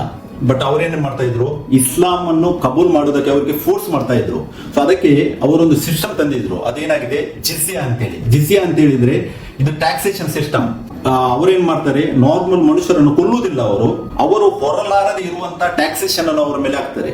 ಸೊ ಅವ್ರಿಗೆ 2 ಆಪ್ಷನ್ ಉಂಟು. ಒಂದೇ ಅವರು ಮುಸ್ಲಿಂ ಅನ್ನು ಅಂಗೀಕರಿಸಬೇಕು, ಇಸ್ಲಾಂ ಧರ್ಮವನ್ನು, ಇಲ್ಲದಿದ್ದರೆ ಅವರು ಆ ಟ್ಯಾಕ್ಸ್ ಕೊಡಬೇಕು. ಸೊ ನಾರ್ಮಲ್ ಜನರು ಏನ್ ಮಾಡ್ತಾರೆ, ಟ್ಯಾಕ್ಸೇಷನ್ ಕೊಡ್ಲಿಕ್ಕೆ ಆಗುದಿಲ್ಲ. ಸೊ ಆವಾಗ ಈ ಭೂಮಿಯ ಮೇಲಿರುವ ಹುಲ್ಲನ್ನಾಗಲಿ ಪಲ್ಯವನ್ನಾಗಲಿ ಕೆಡಿಸದೆ ಅವ್ರೇನ್ ಮಾಡ್ತಾರೆ, ಇಸ್ಲಾಂ ಧರ್ಮವನ್ನು ಅವರು ಎಕ್ಸೆಪ್ಟ್ ಮಾಡ್ತಾರೆ. ಬಟ್ ಅದರಲ್ಲಿ ಇನ್ನೊಂದು ಜನಾಂಗ ಇರ್ತದೆ ಆ ಟೈಮಲ್ಲಿ, ಅಂದ್ರೆ ಅವರು ದಿಮ್ಮಿಸ್ ಅಂತೇಳಿ. ದಿಮ್ಮಿ ಅಂತ ಹೇಳಿದ್ರೆ the people of the covenant, ಅಂದ್ರೆ ಅವರು ಒಂದು ಅಗ್ರಿಮೆಂಟ್ ಮಾಡ್ತಾರೆ. ಆ ಅಗ್ರಿಮೆಂಟ್ ಅಂಡರ್ ಲೀಗಲ್ ಪ್ರೊಟೆಕ್ಷನ್ ಇವರೇ ಕೊಡ್ತಾರೆ ಅವರಿಗೆ. ಯಾಕೆಂದ್ರೆ ಅವರು ಇವರಿಗೆ ಟ್ಯಾಕ್ಸೇಷನ್ ಕೊಡ್ತಾರೆ. ಅವರು ಕನ್ವರ್ಟ್ ಆಗುದಿಲ್ಲ, ಬಟ್ ಅವರು ಟ್ಯಾಕ್ಸೇಷನ್ ಕೊಡ್ತಾರೆ. ಮತ್ತೆ ಟ್ಯಾಕ್ಸೇಷನ್ ಕೊಡುವಾಗ ಇವರು ಅವರಿಗೆ ಪ್ರೊಟೆಕ್ಷನ್ ಕೊಡ್ತಾರೆ. ಸೊ ಅದಕ್ಕೆ ಈ ಪ್ರಕಟಣೆ 9:4 ನಾವು ಸರಿಯಾಗಿ ಅರ್ಥ ಮಾಡಬೇಕು. ಒಂದೇ ಅವರು ಮುಸ್ಲಿಂ ಅವರು ಏನ್ ಮಾಡಬೇಕು, ಮುಸ್ಲಿಂ ಧರ್ಮವನ್ನು ಅಂಗೀಕರಿಸಬೇಕು. ಇಲ್ಲದಿದ್ದರೆ ಅವರು ಇಸ್ಲಾಂ ಧರ್ಮವನ್ನು ಕಬೂಲು ಮಾಡಬೇಕು, ಅಂದ್ರೆ ಅಂಗೀಕರಿಸಬೇಕು. ಇಲ್ಲದಿದ್ರೆ ಟ್ಯಾಕ್ಸ್ ಕೊಡಬೇಕು. ಸೊ ಈ 2 ಸಿಸ್ಟಮ್ ಅಲ್ಲಿ ಅವರು ನಾರ್ಮಲ್ ಜನ ಏನಿದ್ರು ಅವರನ್ನು ಹಿಂಸಿಸ್ತಾ ಇದ್ರು. ಸೊ ಅದಕ್ಕೆ ಹಣೆಯ ಮೇಲೆ ದೇವರ ಮುದ್ರೆ ಇಲ್ಲದವರನ್ನು ಮಾತ್ರ ಅಂತ ಹೇಳಿದ್ರೆ ಇದು ಸ್ಪಿರಿಚುವಲ್ ಮೀನಿಂಗ್. ಆಕ್ಚುಲಿ ದೇವರು ಇವರನ್ನ ಎಲೋ ಮಾಡುವಂತದ್ದನ್ನು ಸೂಚಿಸುವಂತದ್ದಾಗಿದೆ. ಅದನ್ನು ಸರಿಯಾಗಿ ಅರಿಬೇಕು. ನೋಡಿ, ಇಸ್ಲಾಮಿಕ್ ರೂಲ್ಸ್ ಆಫ್ ವಾರ್ ಅಂತೇಳಿ ನಾನಿಲ್ಲಿ ಅವರ ಪೇಜ್ ಇಂದ ಅವ್ರದ್ದೊಂದು ಸಿಸ್ಟಮ್ ಉಂಟು, ಅವರು ಯಾವ ತರ ಹಿಂಸಿಸ್ತಾ ಇದ್ದಾರೆ ಎಂಬುದಕ್ಕೆ ನೋಡಿ. ನಾರ್ಮಲ್ ಸ್ತ್ರೀಯರನ್ನು ಅವರ ರೂಲ್ ಉಂಟು, the prophet Muhammad instruction to soldiers ಅಂತೇಳಿ. ಅವರು ಯುದ್ಧಕ್ಕೆ ಹೋಗುವಾಗ ಅವರೊಂದು ರೂಲ್ ಅನ್ನು, ಅಂದ್ರೆ ಒಂದು ಸಿಸ್ಟಮ್ ಅನ್ನು ಅವರು ಫಾಲೋ ಮಾಡ್ತಾ ಇದ್ರು. ನಾರ್ಮಲ್ ಹೆಂಗಸನ್ನು ಕೊಲ್ತಾ ಇರ್ಲಿಲ್ಲ, ಈ ಮರಗಳನ್ನು ಕಡಿತಾ ಇರ್ಲಿಲ್ಲ, ಮಕ್ಕಳನ್ನು ಕೊಲ್ತಾ ಇರ್ಲಿಲ್ಲ. ಈ ತರದೆಲ್ಲ ಇಲ್ಲಿ ನೋಡಿ ಹಾಕಿದೆ, ನಾನು ಎಲ್ಲ ಓದ್ಲಿಕ್ಕೆ ಹೋಗುದಿಲ್ಲ, ಟೈಮ್ ತುಂಬಾ ಆಗ್ತದೆ. ಸೊ ಈ ತರದೊಂದು ರೂಲ್ ಅವ್ರು ಮಾಡಿದ್ರು. ಅವ್ರು ಎಷ್ಟು ಫಾಲೋ ಮಾಡ್ತಾರೆ ಎಷ್ಟು ಮಾಡೋದಿಲ್ಲ ಅದು ಅವರಿಗೆ ಬಿಟ್ಟಿದ್ದು. ಬಟ್ ಅವರೊಂದು ಸಿಸ್ಟಮ್ ಅಲ್ಲಿ ಅಟ್ಯಾಕ್ ಮಾಡ್ತಾರೆ ಜನರನ್ನು ಅಂತೇಳಿ ಧ್ಯಾನಿಸಬೇಕು. ಸೊ ಅದಕ್ಕೆ ಪ್ರಕಟಣೆ 9ನೇ ಅಧ್ಯಾಯ ಮಿಡತೆಗಳೇನಿದೆ ಅದು ಮನುಷ್ಯರನ್ನು ಸೂಚಿಸುವಂತದ್ದಾಗಿದೆ. ಅದು ಈ ಮಿಡತೆಗಳಂತ ಹೇಳಿದ್ರೆ ನಾರ್ಮಲ್ ಮಿಡತೆಗಳಲ್ಲ, ಅದು ಮನುಷ್ಯರನ್ನು ಸೂಚಿಸುವಂತದ್ದಾಗಿದೆ. ಪ್ರಕಟಣೆ 9:7 ಮತ್ತೆ 9:11 ನಾವು ಓದುವಾಗ ನೋಡಿ, ಪ್ರಕಟಣೆ 9:4 ನಾವು ಓದಿದೆವು, 5, 6 ವಾಕ್ಯ ಮತ್ತೆ ಧ್ಯಾನಿಸುವ. ಇವಾಗ ಪ್ರಕಟಣೆ 9:7 ಮತ್ತೆ 11ನೇ ವಾಕ್ಯವು ಈ ತರ ಹೇಳ್ತದೆ ನೋಡಿ. ಆ ಮಿಡತೆಗಳ ರೂಪ, ಈ ಮಿಡತೆಗಳಿಗೆ ಒಂದು ರೂಪ ಉಂಟಂತ ಹೇಳಿದವಾಗ ಯುದ್ಧಕ್ಕೆ ಸನ್ನದ್ಧರಾಗಿರುವ ಕುದುರೆಗಳ ರೂಪದಂತೆ ಇತ್ತು, ಅವುಗಳ ತಲೆಯ ಮೇಲೆ ಚಿನ್ನದ ಕಿರೀಟಗಳಂತೆ ಏನೋ ಇದ್ದವು. ಈ ಮಿಡತೆಗಳಿಗೆ ತಲೆಯ ಮೇಲೆ ಚಿನ್ನದ ಕಿರೀಟಗಳಂತೆ ಏನೋ ಇತ್ತಂತೆ ವಾಕ್ಯ ಹೇಳುತ್ತದೆ. ಮತ್ತು ಅವುಗಳ ಮುಖಗಳು ಮನುಷ್ಯರ ಮುಖಗಳಾಗಿದ್ದೆವು. ಸೊ ಈ ಮಿಡತೆಗಳೇನಿದೆ ಮನುಷ್ಯರು ಅಂತೇಳಿ, ಯಾಕಂದ್ರೆ ಮುಖ ಮನುಷ್ಯರದಂತೇಳಿ ಸೂಚಿಸಿದೆ, ಮನುಷ್ಯರು ಅಂತೇಳಿ ನಾವು ಮೊದಲು ಅರಿಬೇಕು. 9:11 ನೋಡಿ, ಅವುಗಳಿಗೆ ಅರಸನು ಕೂಡ ಇದ್ದಾನೆ ಅಂತೇಳಿ ವಾಕ್ಯ ಹೇಳುತ್ತದೆ. ನಾವು ಧ್ಯಾನಿಸಿದೆವು ಜ್ಞಾನೋಕ್ತಿ 30:27 ಏನ್ ಹೇಳ್ತದೆ, ಈ ರಿಯಲ್ ಮಿಡತೆಗಳು ಕ್ರಿಮಿಕೀಟಗಳು ಏನಿವೆ ಅವುಗಳಿಗೆ ಅರಸನಿಲ್ಲ. ಬಟ್ ಈ ಪ್ರಕಟಣೆ 9ನೇ ಅಧ್ಯಾಯದಲ್ಲಿ ಸೂಚಿಸುವ ಮಿಡತೆಗಳು ಏನಿದೆ ಅವುಗಳಿಗೆ ಅರಸನು ಇದ್ದಾನೆ ಅಂತೇಳಿ ವಾಕ್ಯ ಹೇಳುತ್ತದೆ. ಸೊ ಮಿಡತೆಗಳೆಂದರೆ ಇವರು ಅರೇಬಿಯನ್ನರು ಅಥವಾ ಮುಸ್ಲಿಮರನ್ನು ಸೂಚಿಸುತ್ತದೆ. ಈ ಅರೇಬಿಯನ್ನರು ಯಾರು ಅಂತೇಳಿ ನಾವು ಧ್ಯಾನಿಸುವುದಾದರೆ ಇವರು ಮಿದ್ಯಾನ್ಯರು ಮತ್ತು ಅಮಲೇಕ್ಯರು. ಇವರು ಸಡನ್ ಆಗಿ 600 ಅಂದ್ರೆ ಕ್ರಿಸ್ತಶಕ 600ರ ನಂತರ ಇವರು ಎದ್ದದಲ್ಲ, ಇವರು ಓಲ್ಡ್ ಟೆಸ್ಟ್ಮೆಂಟ್ ಅಲ್ಲಿ ಕೂಡ ಇದ್ದಾರೆ. ಯಾಕೆಂದ್ರೆ ಇವರು ಮುಸ್ಲಿಂ ಆಗಿ ಯಾವಾಗ ಇವರು ಚೇಂಜ್ ಆಗೋದು ಅದು 6th ಸೆಂಚುರಿಯಿಂದ. ಬಟ್ ಅದಕ್ಕಿಂತ ಮುಂಚೆ ಕೂಡ ಇವರು ಇದ್ದಾರೆ. ಈ ಅರೇಬಿಯನ್ನರು ಯಾರು ಅಂತೇಳಿ ನಾವು ಧ್ಯಾನಿಸುವುದಾದರೆ ಇವರು ಹಳೆ ಒಡಂಬಡಿಕೆಯಲ್ಲಿದ್ದ ಮಿದ್ಯಾನ್ಯರು ಮತ್ತು ಅಮಲೇಕ್ಯರು, ಅದೇ ಜನಾಂಗ ಇದು ಆಗಿದೆ. ನಾವು ನ್ಯಾಯಸ್ಥಾಪಕರು 7:12 ವಾಕ್ಯ ಈ ತರ ಹೇಳ್ತದೆ ನೋಡಿ, ಮಿದ್ಯಾನ್ಯರು ಅಮಲೇಕ್ಯರು ಅಂದ್ರೆ ಅರೇಬಿಯನ್ಸ್ ಮೂಡನ ದೇಶದವರು ಮಿಡತೆಗಳಂತೆ ಗುಂಪಾಗಿ ತಗ್ಗಿನಲ್ಲಿ ಇಳುಕೊಂಡಿದ್ದರು, ಅವರ ಒಂಟೆಗಳು ಸಮುದ್ರ ತೀರದ ಮರಳಿನಂತೆ ಅಸಂಖ್ಯವಾಗಿದ್ದವು. ಈ ನ್ಯಾಯಸ್ಥಾಪಕರು 7:12 ನಾವು ಧ್ಯಾನಿಸಬಹುದು. ಮಿಡತೆಗಳು ಅಂತ ಹೇಳಿದ್ರೆ ಇವರು ಮಿದ್ಯಾನ್ಯರು ಮತ್ತು ಅಮಲೇಕ್ಯರು ವಾಕ್ಯ ಉಂಟು, ಇದಕ್ಕೆ ನಮಗೆ ಬೈಬಲ್ ಅಲ್ಲಿ ಸಿಗ್ತದೆ. ಸೊ ಇವರ ಈ ಪ್ಲೇಸ್ ನಾವು ನೋಡುದಾದ್ರೆ ಇವರು ಈಜಿಪ್ಟಿನ ಮೂಡನ ದೇಶದವರು ಅಂತ ಹೇಳ್ತೇವೆ. ಮೂಡನ ಅಂತ ಹೇಳಿದ್ರೆ ಪೂರ್ವ ದೇಶದಲ್ಲಿದ್ದ ಪ್ರದೇಶ ಅದೇ ಅರೇಬಿಯನ್ ಪರ್ಯಾಯ ದ್ವೀಪವಾಗಿದೆ. ನಾವು ಇವಾಗ ಕೂಡ ಧ್ಯಾನಿಸಿದರೆ ಈಜಿಪ್ಟ್ ಅನ್ನು ಸೆಂಟ್ರಲ್ ಇಟ್ಟು ನಾವು ಈಜಿಪ್ಟಿನ ಪೂರ್ವ ಜಾಗದಲ್ಲಿರುವ ಆ ರೀಜನ್ ಯಾವುದಂತ ನೋಡಿದರೆ ನಾವು ಅದು ಅರೇಬಿಯನ್ ಪೆನಿನ್ಸುಲಾ. ಎಲ್ಲ ಇವರು ಈ ಮಿಡಲ್ ಈಸ್ಟ್ ಏನಿದೆ ಇವರೆಲ್ಲರೂ ಒಂದೇ ಆ ಒಂದು ಹತ್ರನೇ ಇದ್ದ ದೇಶಗಳಾಗಿವೆ. ಸೊ ಅದಕ್ಕೆ ಈ ನ್ಯಾಯಸ್ಥಾಪಕರು 7:12 ಏನಿದೆ ಅವರು ಕ್ಲಿಯರ್ ಆಗಿ ಅಲ್ಲಿ ಉಲ್ಲೇಖ ಇದೆ ನೋಡಿ, ಮಿದ್ಯಾನ್ಯರು ಮತ್ತು ಅಮಲೇಕ್ಯರು ಅವರೇ ಮಿಡತೆಗಳು ಅಂತ ಹೇಳಿ ದೇವರು ಹೇಳಿದ್ದಾರೆ. ಮೊದಲೇ ವಿಮೋಚನ ಕಂಡ 10:13 ಕೂಡ ಮೋಶೆ ತನ್ನ ಕೋಲನ್ನು ಐಗುಪ್ತ ದೇಶದ ಮೇಲೆ ಚಾಚಿದಾಗ ಯೆಹೋವನು ಆ ಹಗಲಿರುಳು ಮೂಡನ ದಿಕ್ಕಿನಿಂದ ಗಾಳಿಯನ್ನು ಬೀಸ ಮಾಡಿದನು, ಹೊತ್ತಾರೆ ಆ ಗಾಳಿಯ ದಿಸೆಯಿಂದ ಮಿಡತೆಗಳು ಬಂದಿದ್ದವು. ಈ ಮಿಡತೆಗಳು ಏನಿದೆ ಆ ಟೈಮಲ್ಲಿ ಕೂಡ ನೋಡಿ ಎಲ್ಲಿಂದ ಬಂದಿದ್ದು, ಮೂಡನ ದಿಕ್ಕಿಂದ ಬಂದಿದ್ದು. ಆ ಟೈಮಲ್ಲಿ ಕೂಡ ದೇವರು ಯಾಕೆ ಅವರನ್ನು ರೇಸ್ ಮಾಡಿದ್ದು, ಆ ಐಗುಪ್ತ ದೇಶವನ್ನು ಹಾಳು ಮಾಡೋದಕ್ಕೋಸ್ಕರವಾಗಿ. ಅಂದರೆ ಫರೋಹನು ತನ್ನ ಹೃದಯವನ್ನು ಕಠಿಣ ಮಾಡಿ ಇವರನ್ನು ಹೋಗಗೊಡಿಸ್ತಾ ಇರಲಿಲ್ಲ. ಆ ಟೈಮಲ್ಲಿ ಕೂಡ ದಿ ರಿಯಲ್ ಮಿಡತೆಗಳು ಅಂದ್ರೆ ಕ್ರಿಮಿಕೀಟಗಳು ಏನಿದೆ ಅವರನ್ನು ದೇವರು ಎಬ್ಬಿಸಿದ್ದು ಕೂಡ ಐಗುಪ್ತ ದೇಶದ ಮೂಡನ ದಿಕ್ಕಿನಿಂದ. ಸರಿಯಾಗಿ ನಾವು ಧ್ಯಾನಿಸಬೇಕು. ಈ ಪ್ರಕಟಣೆಯಲ್ಲಿರುವ ಕೂಡ ಮಿಡತೆಗಳು ಅದೇ ಮೂಡನ ದಿಕ್ಕಿಂದ ಬಂದ ಮಿಡತೆಗಳಾಗಿವೆ. ಸೊ ಅರೇಬಿಯಾ ಪರ್ಯಾಯ ದ್ವೀಪ ಅಂದ್ರೆ ಈಜಿಪ್ಟಿನ ಪೂರ್ವದಲ್ಲಿದೆ. ಈ ಅಂಶವನ್ನು ನಾವು ಸರಿಯಾಗಿ ವಾಕ್ಯದಲ್ಲಿ ಅರಿಯಬೇಕು. ವಿಮೋಚನ ಕಂಡ 10:16, 13 ಮತ್ತೆ ನ್ಯಾಯಸ್ಥಾಪಕರು 7:12 ವಾಕ್ಯವನ್ನು ಸರಿಯಾಗಿ ನಿಮಗೆ ಅರ್ಥ ಆಗ್ತದೆ. ಮತ್ತೆ 9:7 ಆ ಮಿಡತೆಗಳ ರೂಪದ ಬಗ್ಗೆ ಉಲ್ಲೇಖಿಸಿದೆ, ಅದು ಕುದುರೆಗಳ ರೂಪದಲ್ಲಿ ಇದೆ ಅಂತೇಳಿ ವಾಕ್ಯ ಹೇಳುತ್ತದೆ. ಸೊ ಮಿಡತೆಗಳು ಕುದುರೆಗಳಂತೆ ಇದ್ದವು ಅಂತ ಹೇಳಿದರೆ ಇದು ಶತ್ರುವಿನ ಕುದುರೆಗಳು. ನಾವು ಹೇಳಿದೆ ಯೊವೇಲದಲ್ಲಿ ನಾವು ಓದುವಾಗ ಅಲ್ಲಿ ಕೂಡ ಇವರ ಬಗ್ಗೆ ಉಲ್ಲೇಖ ಇದೆ. ಆ ದಂಡಾಳುಗಳ ರೂಪವು ಕುದುರೆಗಳ ರೂಪದಂತೆ ಕಾಣಿಸುತ್ತದೆ, ಅವು ಸವಾರರಂತೆ ಓಡುತ್ತವೆ. ಇಲ್ಲಿ ಕೂಡ ನೋಡಿ ಯೊವೇಲ 2:4 ಅವರ ರೂಪವು ಕುದುರೆಗಳ ರೂಪ ಅಂತೇಳಿ ಪ್ರಕಟಣೆಯಲ್ಲಿದ್ದ ಸೇಮ್ ವಾಕ್ಯ ಯೊವೇಲ 7:4 ಕೂಡ ಓದಲಿಕ್ಕೆ ಸಿಗ್ತದೆ ನಮಗೆ.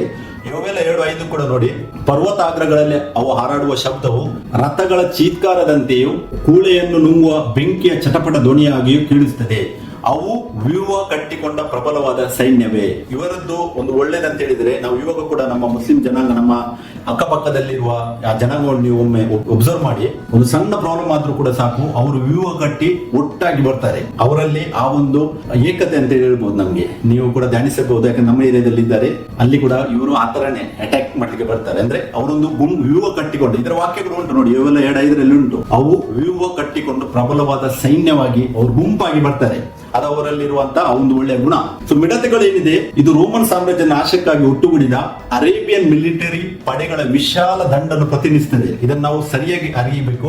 ಮಿಡತೆಗಳೇನಿದ್ದಾರೆ ರೋಮನ್ ಸಾಮ್ರಾಜ್ಯವನ್ನು ನಾಶ ಮಾಡುವುದಕ್ಕಾಗಿ ಇವರನ್ನು ಎಬ್ಬಿಸಿದ್ದು ದೇವರು. ಯಾಕಂದ್ರೆ ಸೈತಾನ ಆಲ್ರೆಡಿ ಬಿದ್ದಿದ್ದಾನೆ. ಎಲ್ಲಿ ಬಿದ್ದಾನೆ? ರೋಮನ್ ಇದರಲ್ಲಿ ಬಿದ್ದಿದ್ದಾನೆ. ಅವರು ಇದ್ದದ್ದು ಕೂಡ ಅದೇ. ನಾವು ಪೆರ್ಗಮ ಸಭೆಯಲ್ಲಿ ನಾವು ಪ್ರಕಟಣೆ 2:12-13 ಓದುವಾಗ ಪೆರ್ಗಮ ಸಭೆಯಲ್ಲಿರುವ ಸಿಂಹಾಸನವೇನಿದೆ ಅದು ಸೈತಾನನ ಸಿಂಹಾಸನ ಅಂತ ವಾಕ್ಯ ಹೇಳುತ್ತದೆ. ಸೊ ದೇವರು ಏನ್ ಮಾಡ್ತಾರೆ, ದೇವರು ಪುನಃ ಅಲ್ಲಿಂದ ಅವರನ್ನು ಉಪದ್ರವಗೊಳಿಸಲಿಕ್ಕೆ ಇನ್ನೊಂದು ರೂಪದಲ್ಲಿ ಕಳಿಸ್ತಾ ಇದ್ದಾರೆ ಸೈತಾನನನ್ನು. ಸೊ ಅದಕ್ಕೆ ನಾವು ಇದೊಂದು ಸ್ಪಿರಿಚುವಲ್ ಸರಿಯಾಗಿ ಇದನ್ನು ಅರಿಯುವುದು ಅವಶ್ಯಕತೆವಾಗಿದೆ. ಮಿಡತೆಗಳು ಕುದುರೆಗಳಂತೆ ಇದ್ದವು ಅಂತ ಹೇಳಿದ್ರೆ ಅಗಾಧವಾದ ಮಿಲಿಟರಿ ಪಡೆ ಈ ಸಾಂಕೇತಿಕ ವಿವರಣೆ ಅರೇಬಿಯಾದ ಪಡೆಗಳೊಂದಿಗೆ ಚೆನ್ನಾಗಿ ಒಪ್ಪುತ್ತದೆ. ಅರೇಬಿಯನ್ಸ್ ಏನಿದ್ದಾರೆ ಅವರು ವಿಶ್ವದ ಅತ್ಯಂತ ಪರಿಣಿತ ಕುದುರೆ ಸವಾರರು. ನಾವು ನೋಡಬಹುದು ಈ ಕುದುರೆ ಸವಾರದಲ್ಲಿ ಎಕ್ಸ್ಪರ್ಟ್ ಇವರು. ಮಿಡತೆಗಳು ಕುದುರೆಗಳಂತೆ ಇದ್ದವು ಅಂತ ಹೇಳಿ ಇವರ ಎಕ್ಸ್ಪರ್ಟಿಸಿಸ್ ಅನ್ನು ತೋರಿಸುವಂತದ್ದಾಗಿದೆ. 9-7ರಲ್ಲಿ ಇನ್ನೊಂದು ನಾವು ನೋಡಿದೆವು, ಅವುಗಳ ತಲೆಯ ಮೇಲೆ ಚಿನ್ನದ ಕಿರೀಟಗಳಂತೆ ಏನೋ ಇದ್ದವು ಅಂತ ಹೇಳುವ ಕೇಳುತ್ತಿದೆ. ಚಿನ್ನದ ಕಿರೀಟ ಅಂತ ಹೇಳಿದ್ರೆ ಅದೇನನ್ನು ಸೂಚಿಸುವುದು ಅಂದ್ರೆ ನಾರ್ಮಲಿ ಇವಾಗ ಮಿಡತೆಗಳಾದ್ರೆ ಚಿನ್ನದ ಕಿರೀಟಗಳಿಗೆ ಇರುವುದಿಲ್ಲ. ಬಟ್ ಈ ಚಿನ್ನದ ಕಿರೀಟ ಅಂತ ಹೇಳಿದ್ರೆ ವಿಕ್ಟ್ರಿ ಅಂದ್ರೆ ಜಯ ಅಥವಾ ಗೆಲುವನ್ನು ಸೂಚಿಸುವಂತದ್ದಾಗಿದೆ. ಅಂದ್ರೆ ಕಾಂಕರಿಂಗ್ ಪವರ್. ಅವರು ನಾನು ಹೇಳಿದೆ ವಿದಿನ್ ಶಾರ್ಟ್ ಪೀರಿಯಡ್ ಅಲ್ಲಿ 80 years ಅಲ್ಲಿ ಅವರು ಅಷ್ಟೊಂದು ಅವರು ಕ್ಯಾಪ್ಚರ್ ಮಾಡಿ ಓಡ್ತಾ ಇದ್ರು, ಅಂದ್ರೆ ಮುಂದೆ ಸಾಕ್ತಾ ಇದ್ರು. ಸೊ ಇದೇನು ಸೂಚಿಸುವಂತದ್ದಾಗಿದೆ, ಚಿನ್ನದ ಕಿರೀಟವನ್ನು ಅಂತ ಹೇಳಿದ್ರೆ ವಿಕ್ಟರಿಯನ್ನು ಜಯವನ್ನು ಸೂಚಿಸುವಂತದ್ದಾಗಿದೆ. ಇವರು ಎಲ್ಲೆಲ್ಲಿ ಕ್ಯಾಪ್ಚರ್ ಮಾಡ್ಲಿಕ್ಕೆ ಹೋಗ್ತದೆ ಅಲ್ಲೆಲ್ಲ ಜಯವನ್ನು ಹೊಂದುತ್ತಾರೆ ಇವರು. ಯಾಕೆ? ಅದು ದೇವರು ಅವರನ್ನು ಅಲೋ ಮಾಡುದು. ಆ ಟೈಮ್ ಲಿಮಿಟ್ ಅಲ್ಲಿ ದೇವರು ಅಲೋ ಮಾಡ್ತಾರೆ, ಅದಕ್ಕೆ ಇವರು ಕ್ಯಾಪ್ಚರಿಂಗ್ ಮಾಡಿ ಮುನ್ನುಗ್ತಾರೆ. ಸೊ ಅವರ ತಲೆ ಮೇಲೆ ಇಡಲಾದ ಚಿನ್ನದ ಕಿರೀಟಗಳಂತ ಹೇಳಿದರೆ ಅವರು ಗಳಿಸಬೇಕಾದ ಪ್ರಾಬಲ್ಯದ ಯಶಸ್ಸು ಮತ್ತು ವ್ಯಾಪ್ತಿಯನ್ನು ಸೂಚಿಸುತ್ತದೆ. ಯಾವುದೇ ರಾಷ್ಟ್ರವು ಇಷ್ಟು ವ್ಯಾಪಕವಾಗಿ ಆಳ್ವಿಕೆ ನಡೆಸಿಲ್ಲ ಅಥವಾ ಇಷ್ಟು ಕಡಿಮೆ ಅವಧಿಯಲ್ಲಿ ಇಷ್ಟೊಂದು ರಾಜ್ಯಗಳು ಇಷ್ಟೊಂದು ಪ್ರದೇಶಗಳು ಪ್ರಾಬಲ್ಯದ ನೊಗಕ್ಕೆ ಒಳಗಾಗಿಲ್ಲ.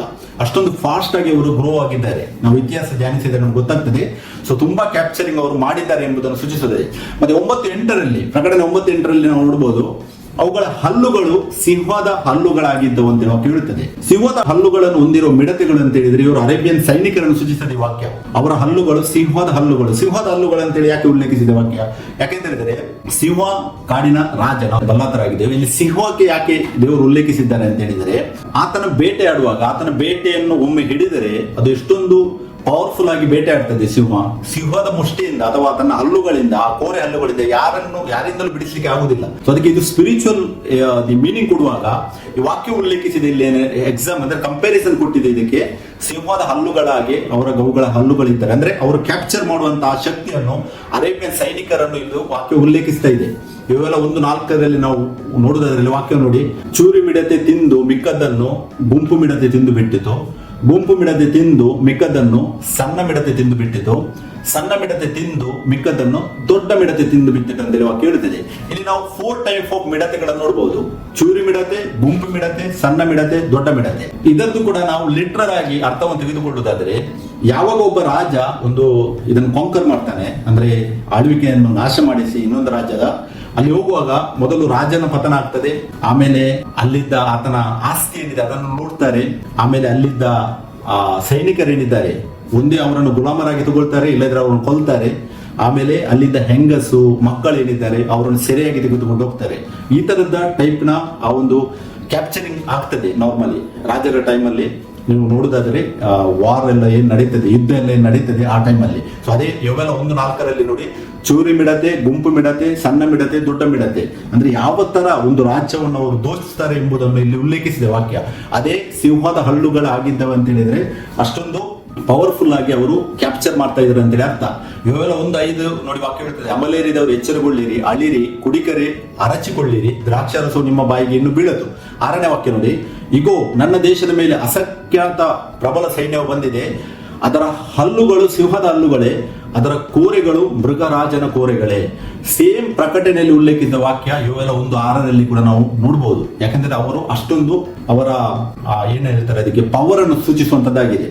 ಅದು ಸಿಂಹಕ್ಕೆ ಕಂಪೇರ್ ಮಾಡಿದ್ದಾರೆ, ಸಿಂಹದ ಹಲ್ಲುಗಳಿಗೆ. ಅಂದ್ರೆ ಆ ಬೇಟೆ ಅಷ್ಟೊಂದು ಪವರ್ಫುಲ್ ಆಗಿದೆ ಅಂತೇಳಿ ಇದು ಸ್ಪಿರಿಚುವಲ್ ಮೀನಿಂಗ್ ಅನ್ನು ಕೊಡುವಂತದ್ದಾಗಿದೆ.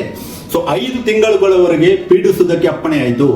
ಈ ಪಾಯಿಂಟ್ ವೆರಿ ಇಂಪಾರ್ಟೆಂಟ್. ಯಾಕೆಂತ ಹೇಳಿದ್ರೆ 2 ಬಾರಿ ಉಲ್ಲೇಖಿಸಿದೆ. ಇದೇ ಸೇಮ್ ಅಧ್ಯಾಯದಲ್ಲಿ ನಾವು ಪ್ರಕಟಣೆ 9ನೇ ಅಧ್ಯಾಯದಲ್ಲಿ ನೋಡುವಾಗ 9:5ರಲ್ಲಿ ಕೂಡ ಈ ವಾಕ್ಯ ಇದೆ, 9:10ರಲ್ಲಿ ಕೂಡ ಇದೆ.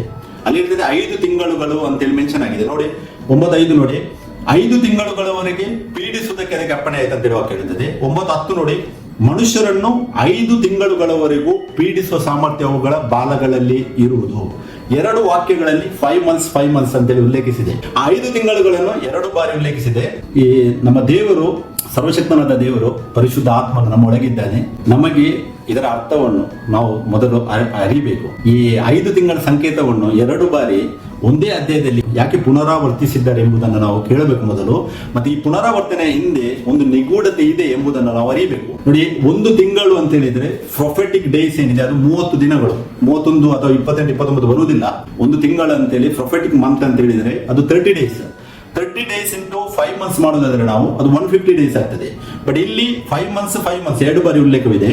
ಸೊ ಹಾಗಿದ್ರೆ ನಾವು 150 ಇಂಟು 2 ಮಾಡುವಾಗ ಅದು 300 ಪ್ರೊಫೆಟಿಕ್ ಡೇಸ್ ಆಗ್ತದೆ. ಸೊ ಒಂದು ಪ್ರೊಫೆಟಿಕ್ ಡೇ ಅಂತ ಹೇಳಿದ್ರೆ 1 ಇಯರ್. ಇದು ಏನಾಗಿದೆ, ಪ್ರವಾದನೆ ದಿನಗಳನ್ನು ಪ್ರವಾದನೆ ವರ್ಷಗಳಾಗಿ ಎಣಿಸಲಾಗಿದೆ ಅಂತೇಳಿ ನಮಗೆ ತುಂಬಾ ವಾಕ್ಯ ಸಿಗ್ತದೆ. ನಾವು ಅರಣ್ಯಕಾಂಡ 14:34 ಮೋಶೆಗೆ ದೇವರು ಹೇಳುವುದನ್ನು ನಾವು ಅಲ್ಲಿ ನೋಡಬಹುದು. ಮತ್ತೆ ಎಜೆಕಿಯಲ್ 4:6 ಕೂಡ ಎಜೆಕಿಯಲನಿಗೆ ಕೂಡ ದೇವರಲ್ಲಿ ಹೇಳ್ತಾರೆ ಒಂದು ದಿನಕ್ಕೆ ಒಂದು ವರ್ಷ ಅಂತೇಳಿ ಕಂಪೇರ್. ಸೊ ಅದೇ ಇದು 1 ಪ್ರೊಫೆಟಿಕ್ ಡೇ ಏನಿದೆ 1 ಇಯರ್ ಆಗಿದ್ರೆ 300 ಪ್ರೊಫೆಟಿಕ್ ಡೇಸ್ ಏನಿದೆ ಅಂದ್ರೆ 300 ಪ್ರವಾದನ ದಿನಗಳೇನಿವೆ ಅವು 300 ವರ್ಷಗಳನ್ನು ಸೂಚಿಸುವಂತದ್ದಾಗಿದೆ. ಸೊ ಹಾಗಿದ್ರೆ ನಾವು ಇದರ ಟೈಮ್ ಲಿಮಿಟ್ ಎಕ್ಸಾಕ್ಟ್ ಆಗಿ ಸೂಟ್ ಆಗ್ತದ ಅಂತೇಳಿ ನಾವು ನೋಡೋದಾದ್ರೆ ನೋಡಿ, ಈ ಅರೇಬಿಯನ್ ಸಾಮ್ರಾಜ್ಯದ ಅವಧಿ ಇದು ಆ ಕ್ಯಾಲಿಫೇಟ್ ಅಬ್ಬಾಸಿಡ್ಸ್ ಆರಂಭದಿಂದ ತುರ್ಕಿ ಅಂದ್ರೆ ಒಟೋಮನ್ ಎಂಪೈರ್ ಏನಿದೆ ಅಲ್ಲಿ ತನಕ ಅವರಿಗೆ ಇವರು ನಿಯಂತ್ರಣವನ್ನು ಕಳೆದುಕೊಳ್ಳುವ ತನಕ ಎಕ್ಸಾಕ್ಟ್ಲಿ 300 ವರ್ಷಗಳು ಆ ಟೈಮ್ ಲಿಮಿಟ್ ನಮಗೆ ಇತಿಹಾಸದಲ್ಲಿ ಸಿಗ್ತದೆ. ಇದದ್ದು ನಾವು ಕ್ರಿಸ್ತಶಕ 756ರಿಂದ ಕ್ರಿಸ್ತಶಕ 1055 ತನಕ ನಾವು ನೋಡುವುದಾದ್ರೆ ಎಕ್ಸಾಕ್ಟ್ 300 ಡೇಸ್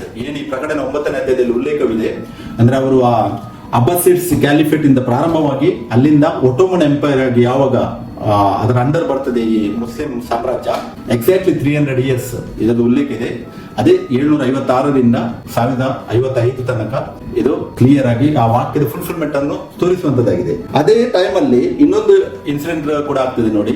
ಈ ಕ್ರಿಸ್ತಶಕ 756ರಲ್ಲಿ ಈ ರಾಜ ಇದ್ದ ಆ ಟೈಮ್ ಅಲ್ಲಿ ಆತನು ಪೆಪಿನ್ ದ ಶಾರ್ಟ್ ಅಂತೇಳಿ ಈತನ ಏನ್ ಮಾಡ್ತಾನೆ, ರೋಮನ್ ಭೂಮಿಯನ್ನು ಮತ್ತೆ ಹಿಂದಿನ ಲೊಂಬಾರ್ಡ್ ಆಸ್ತಿಗಳು ಅಂತೇಳಿ ಇದರ ಬಗ್ಗೆ ಇತಿಹಾಸದಲ್ಲಿ ಧ್ಯಾನಿಸಿದ್ರೆ ಗೊತ್ತಾಗ್ತದೆ. ಆತನು ಈ ಪೋಪ್ ಸಾಮ್ರಾಜ್ಯವೇನಿದೆ ಅದಕ್ಕೆ ಅಂದ್ರೆ ಈಸ್ಟರ್ನ್ ರೋಮ್ಗೆ ಆತನು ದಾನ ಮಾಡ್ತಾನೆ. ಇದು ಪಪಾಲ್ ರಾಜ್ಯಗಳ ನಿಜವಾದ ಆರಂಭವನ್ನು ಸೂಚಿಸ್ತದೆ. ಈ ಸೇಮ್ ಟೈಮ್ ಲಿಮಿಟ್ ಸ್ಟಾರ್ಟ್ ಆಗ್ತದೆ 756ರಲ್ಲಿ ನೋಡಿ. ವೆಸ್ಟರ್ನ್ ರೋಮು AD 476 ಡೆಮೊಲಿಷ್ ಆಗಿದೆ. ಮತ್ತೆ AD 537 ಅಲ್ಲಿ ಪೋಪ್ ಅಧಿಕಾರವನ್ನು ಹೊಂದಿ ಕೂತ್ಕೊಳ್ತಾನೆ. ಅಲ್ಲಿಂದ 200 ಇಯರ್ಸ್ ನಂತರ ಎಲ್ಲಾ ರಾಜ್ಯಗಳ ಅಧಿಕಾರವು ಈತನ ಅಂಡರ್ ಬರ್ತದೆ. ಇದು ಅದು ಆದದ್ದು ಕ್ರಿಸ್ತಶಕ 756ರಲ್ಲಿ ಈ ಪೆಪಿನ್ ದಿ ಶಾರ್ಟ್ ಏನಿದ್ದಾನೆ ಆತನು ಅಧಿಕಾರವನ್ನು ಅಲ್ಲಿ ಈಸ್ಟರ್ನ್ ರೋಮನ್ ಕೊಡ್ತಾನೆ. ಸೊ ಕ್ರಿಸ್ತಶಕ 8ನೇ ಶತಮಾನದಲ್ಲಿ ಗಮನಾರ್ಹವಾದ ಪ್ರಭಾವದ ಅವಧಿ ಪ್ರಾರಂಭವಾಗುತ್ತದೆ. ನಿರ್ದಿಷ್ಟವಾಗಿ ಹೇಳುವುದಾದರೆ ಕ್ರಿಸ್ತಶಕ 756ರಲ್ಲಿ ಪೆಪಿನ್ ದ ಶೋರ್ಟ್ ಆತನು ಏನ್ ಮಾಡ್ತಾನೆ, ದೇಣಿಗೆಯು ಪಪಾಲ್ ರಾಜ್ಯಗಳ ಆರಂಭವನ್ನು ಮತ್ತು ನಿರ್ದಿಷ್ಟ ಪ್ರದೇಶದ ಮೇಲೆ ಪೋಪ್ ಅವರ ನೇರ ಆಳ್ವಿಕೆಯನ್ನು ಗುರುತಿಸಲಾಗುತ್ತದೆ.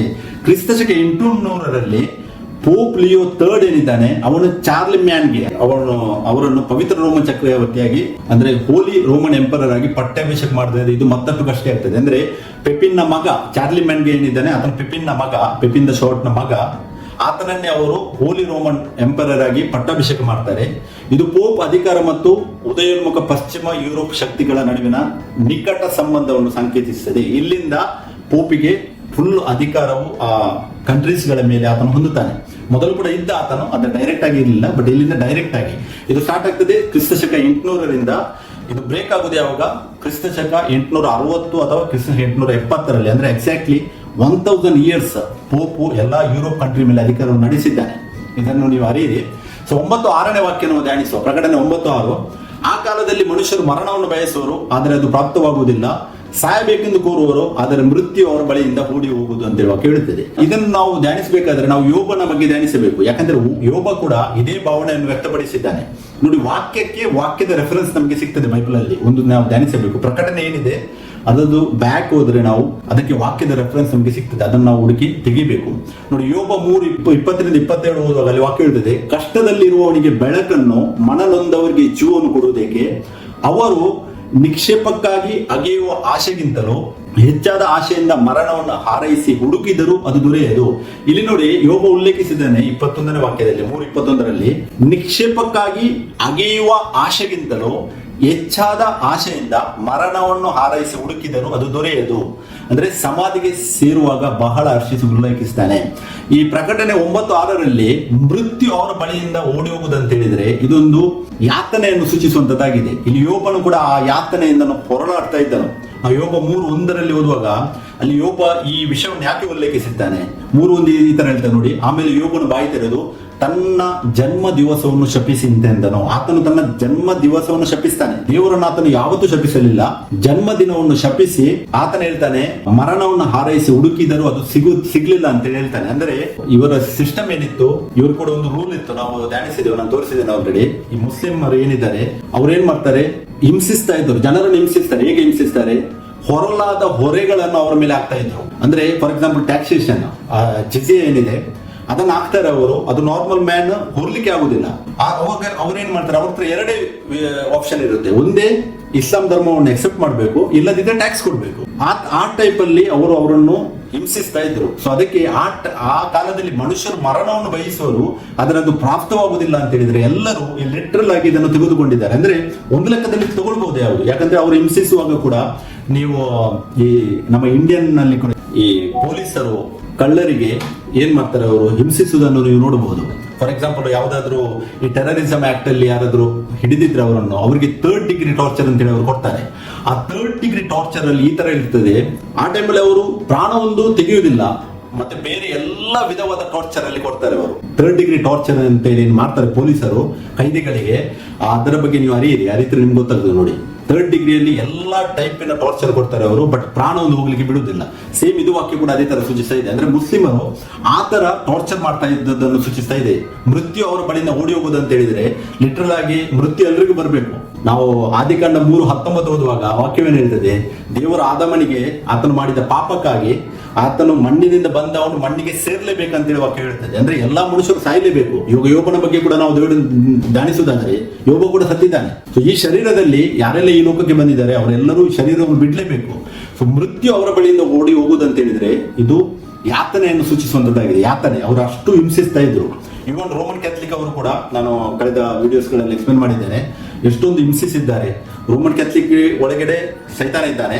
ಯಾರೆಲ್ಲ ಅವರ ಧರ್ಮವನ್ನು ವಿರೋಧಿಸಿದ್ದಾರೆ ಅವರು ಎಷ್ಟೊಂದು ಕಷ್ಟಗಳನ್ನು ಕೊಟ್ಟಿದ್ದಾರೆ. ಅಲ್ಲಿ ಕೂಡ ಆ ಯಾತನೆ ಯಾವ ತರ ಅವರು ಆ ಮ್ಯೂಸಿಯಂಸ್ ಅಲ್ಲಿ ಇವ್ರದೆಲ್ಲ ಸಿಗ್ತದೆ ವೆಪನ್ಸ್ಗಳು. ಅವರು ಕೈದಿಗಳನ್ನು ಅಂದ್ರೆ ಅವರ ಧರ್ಮವನ್ನು ಹಿಂಸಿಸಿದವರಿಗೆ ಯಾವ ತರ ಅವರು ಹಿಂಸೆ ಕೊಡ್ತಾ ಇದ್ದಾರೆ, ಅದರ ವೆಪನ್ಸ್ ಗಳೆಲ್ಲ ಇವಾಗಲೂ ಇದೆ. ಅದು ಒಂದೊಂದು ವೆಪನ್ ನೋಡುವಾಗ ನಮ್ಗೆ ಜುಮ್ ಅಂತ ಎನಿಸ್ತದೆ. ಅಂದ್ರೆ ಆ ಚೇರ್, ಟಾರ್ಚರ್ ಚೇರ್, ಮತ್ತೆ ಆ ಸಾ ಕಟ್ಟರ್, ಮತ್ತೆ ಟಂಗ್ ಕಟ್ಟರ್, ಎಂತೆಂತ ಇನ್ಸ್ಟ್ರೂಮೆಂಟ್ ಅವರು ಕೂಡ ಯೂಸ್ ಮಾಡಿದ್ದಾರೆ. ಸೊ ಅದು ಕೂಡ ಈ ವಾಕ್ಯ ಕೂಡ ಅದನ್ನೇ ಸೂಚಿಸ್ತಾ ಇದೆ, ಯಾತನೆಯನ್ನು ಸೂಚಿಸ್ತಾ ಇದೆ ಎಂಬುದನ್ನು ನಾವು ಮೊದಲು ಸರಿಯಾಗಿ ಅರಿಬೇಕು. ಯಾಕೆಂದ್ರೆ ಮೃತ್ಯು ಎಲ್ಲರಿಗೂ ಬರಲೇಬೇಕು, ದೇಹದಲ್ಲಿ ಎಲ್ಲರೂ ಸಾಯಲೇಬೇಕು ವಾಕ್ಯ ಹೇಳ್ತಾ ಉಂಟು. ಮತ್ತೆ ಇಷ್ಟರ ತನಕ ಈ 6000 ಹಿಸ್ಟ್ರಿಯಲ್ಲಿ ಒಬ್ಬ ಮನುಷ್ಯ ಕೂಡ ಸಾಯದೆ ಇದ್ದ ಮನುಷ್ಯ ಯಾರು ಇಲ್ಲ, ಎಲ್ಲರೂ ಸತ್ತಿದ್ದಾರೆ. ಸೊ ಅದಕ್ಕೆ ಮೃತ್ಯು ಅವರ ಬಳಿಯಿಂದ ಓಡಿ ಹೋಗುದಂತ ಹೇಳಿದ್ರೆ ಅಷ್ಟೊಂದು ಯಾತನೆ. ಈ 3rd ಡಿಗ್ರಿ ಟಾರ್ಚರ್ ಏನಿದೆ ಅದನ್ನು ಸೂಚಿಸುವಂತದ್ದಾಗಿದೆ ಎಂಬುದನ್ನು ನೀವು ಸರಿಯಾಗಿ ಅರಿಯಿರಿ. ಮತ್ತೆ 9:10 ನೋಡಿ ವಾಕ್ಯ ಹೇಳ್ತದೆ, ಚೇಳಿಗಿರುವಂತೆ ಅವುಗಳಿಗೆ ಬಾಲಗಳು ಕೊಂಡಿಗಳು ಉಂಟು. ಈ ಬಾಲ ಮತ್ತೆ ಕೊಂಡಿ, ಬಾಲ ಇಲ್ಲಿದೆ ಹಿಂದೆ ನೋಡಿ, ಇಲ್ಲಿ ಪಿಕ್ಚರ್ ನಾನು ಹಾಕಿದ್ದೇನೆ, ಕೊಂಡಿಯಲ್ಲಿದೆ ಮುಂದೆ. ಇದೇನನ್ನು ಸೂಚಿಸ್ತಾ ಇದೆ, ಇದು ಅವರ ಸಾಮ್ರಾಜ್ಯದ ವಿಸ್ತರಣೆಯನ್ನು ಸೂಚಿಸ್ತಾ ಉಂಟು. ಇದು ಕೂಡ ಸ್ಪಿರಿಚುವಲ್ ಮೀನಿಂಗ್. ಚೇಳಿಗಿರುವಂತೆ ಅವುಗಳಿಗೆ ಬಾಲಗಳು ಕೊಂಡಿಗಳು ಉಂಟು ಅಂತ ಹೇಳಿದ್ರೆ ಮುಸ್ಲಿಂ ಸಾಮ್ರಾಜ್ಯದ ವಿಸ್ತರಣೆಯನ್ನು ನೋಡಿ. ಬಾಲ ನೋಡಿ, ಅವುಗಳಿಗೆ ಬಾಲದಿಂದ ಹಿಡಿದು ಕೊಂಡಿಗಳವರೆಗೆ ಅಂತೇಳಿ ವಾಕ್ಯ ಹೇಳ್ತದಲ್ಲ. ಬಾಲ ನೋಡಿ ಯಾವ ತರ ಉಂಟು, ಸಣ್ಣದಾಗಿ ಸ್ಟಾರ್ಟ್ ಆಗಿದೆ. ಮತ್ತೆ ಅದರ ಆ ಸೈಡ್ ಅಲ್ಲಿ ನೋಡಿ ಅದರದ್ದು ವಿಸ್ತರಣೆ ನೋಡಿ. ಸೈಡ್ ಅಲ್ಲಿ ಇರುವಂತ ಈ ಫೋಟೋ ಒಬ್ಸರ್ವ್ ಮಾಡಿ ನಿಮ್ಗೆ ಗೊತ್ತಾಗ್ತದೆ ಸರಿಯಾಗಿ ನೋಡಿ. ಸೈಡ್ ಅಲ್ಲಿ ಯಾವ ತರ ವಿಸ್ತರಣೆ, ಮತ್ತೆ ಮುಂದೆ ನೋಡಿ ಯಾವ ತರ ಕ್ಯಾಪ್ಚರಿಂಗ್ ಮಾಡುವಂತದ್ದು ಅದನ್ನು ಸೂಚಿಸ್ತಾ ಉಂಟು ನೋಡಿ. ಕರೆಕ್ಟ್ ಆಗಿ ಇದನ್ನು ಸ್ಪಿರಿಚುವಲ್ ಆಗಿ ಅಂಡರ್ಸ್ಟ್ಯಾಂಡ್ ಮಾಡಿ. ಚೇಳಿನ ಬಾಲವು ಅದರ ಕೊಂಡಿಯಿಂದ ಇಸ್ಲಾಂ ಧರ್ಮದ ಹರಡುವಿಕೆಯನ್ನು ಸೂಚಿಸ್ತದೆ. ಅದರ ಸಂಪೂರ್ಣ ಉಪಕರಣದೊಂದಿಗೆ, ಅಂದ್ರೆ ಅರೇಬಿಯನ್ ಮಿಡತೆಗಳು ಹೋದಲ್ಲೆಲ್ಲ ಹಾನಿಯನ್ನುಂಟು ಮಾಡುವ ಯುದ್ಧೋಚಿತ ಶಕ್ತಿಯನ್ನು ಅವಲಂಬಿಸಿದೆ. ಅವರಿಗಿಂತ ಮೊದಲು ಯಾವುದೇ ರಾಷ್ಟ್ರವು ಧರ್ಮದಲ್ಲಿ ಮತ್ತು ವಿಗ್ರಹಗಳ ಪೂಜೆಯನ್ನು ನಾಶ ಮಾಡುವ ನೆಪದಲ್ಲಿ ಇದೇ ರೀತಿಯ ವಂಚನೆಯನ್ನು ಅವಲಂಬಿಸಿಲ್ಲ ಎಂದು ನಾವು ಇತಿಹಾಸದಲ್ಲಿ ಗಮನಿಸಬೇಕು. ಅಂದ್ರೆ ಈ ತರದ ಟಾರ್ಚರ್ ಬೇರೆ ಯಾರು ಕೂಡ ಮಾಡಲಿಲ್ಲ. ಮುಸ್ಲಿಂ ಎಷ್ಟು ಟಾರ್ಚರ್ ಮಾಡಿದ್ದಾರೆ.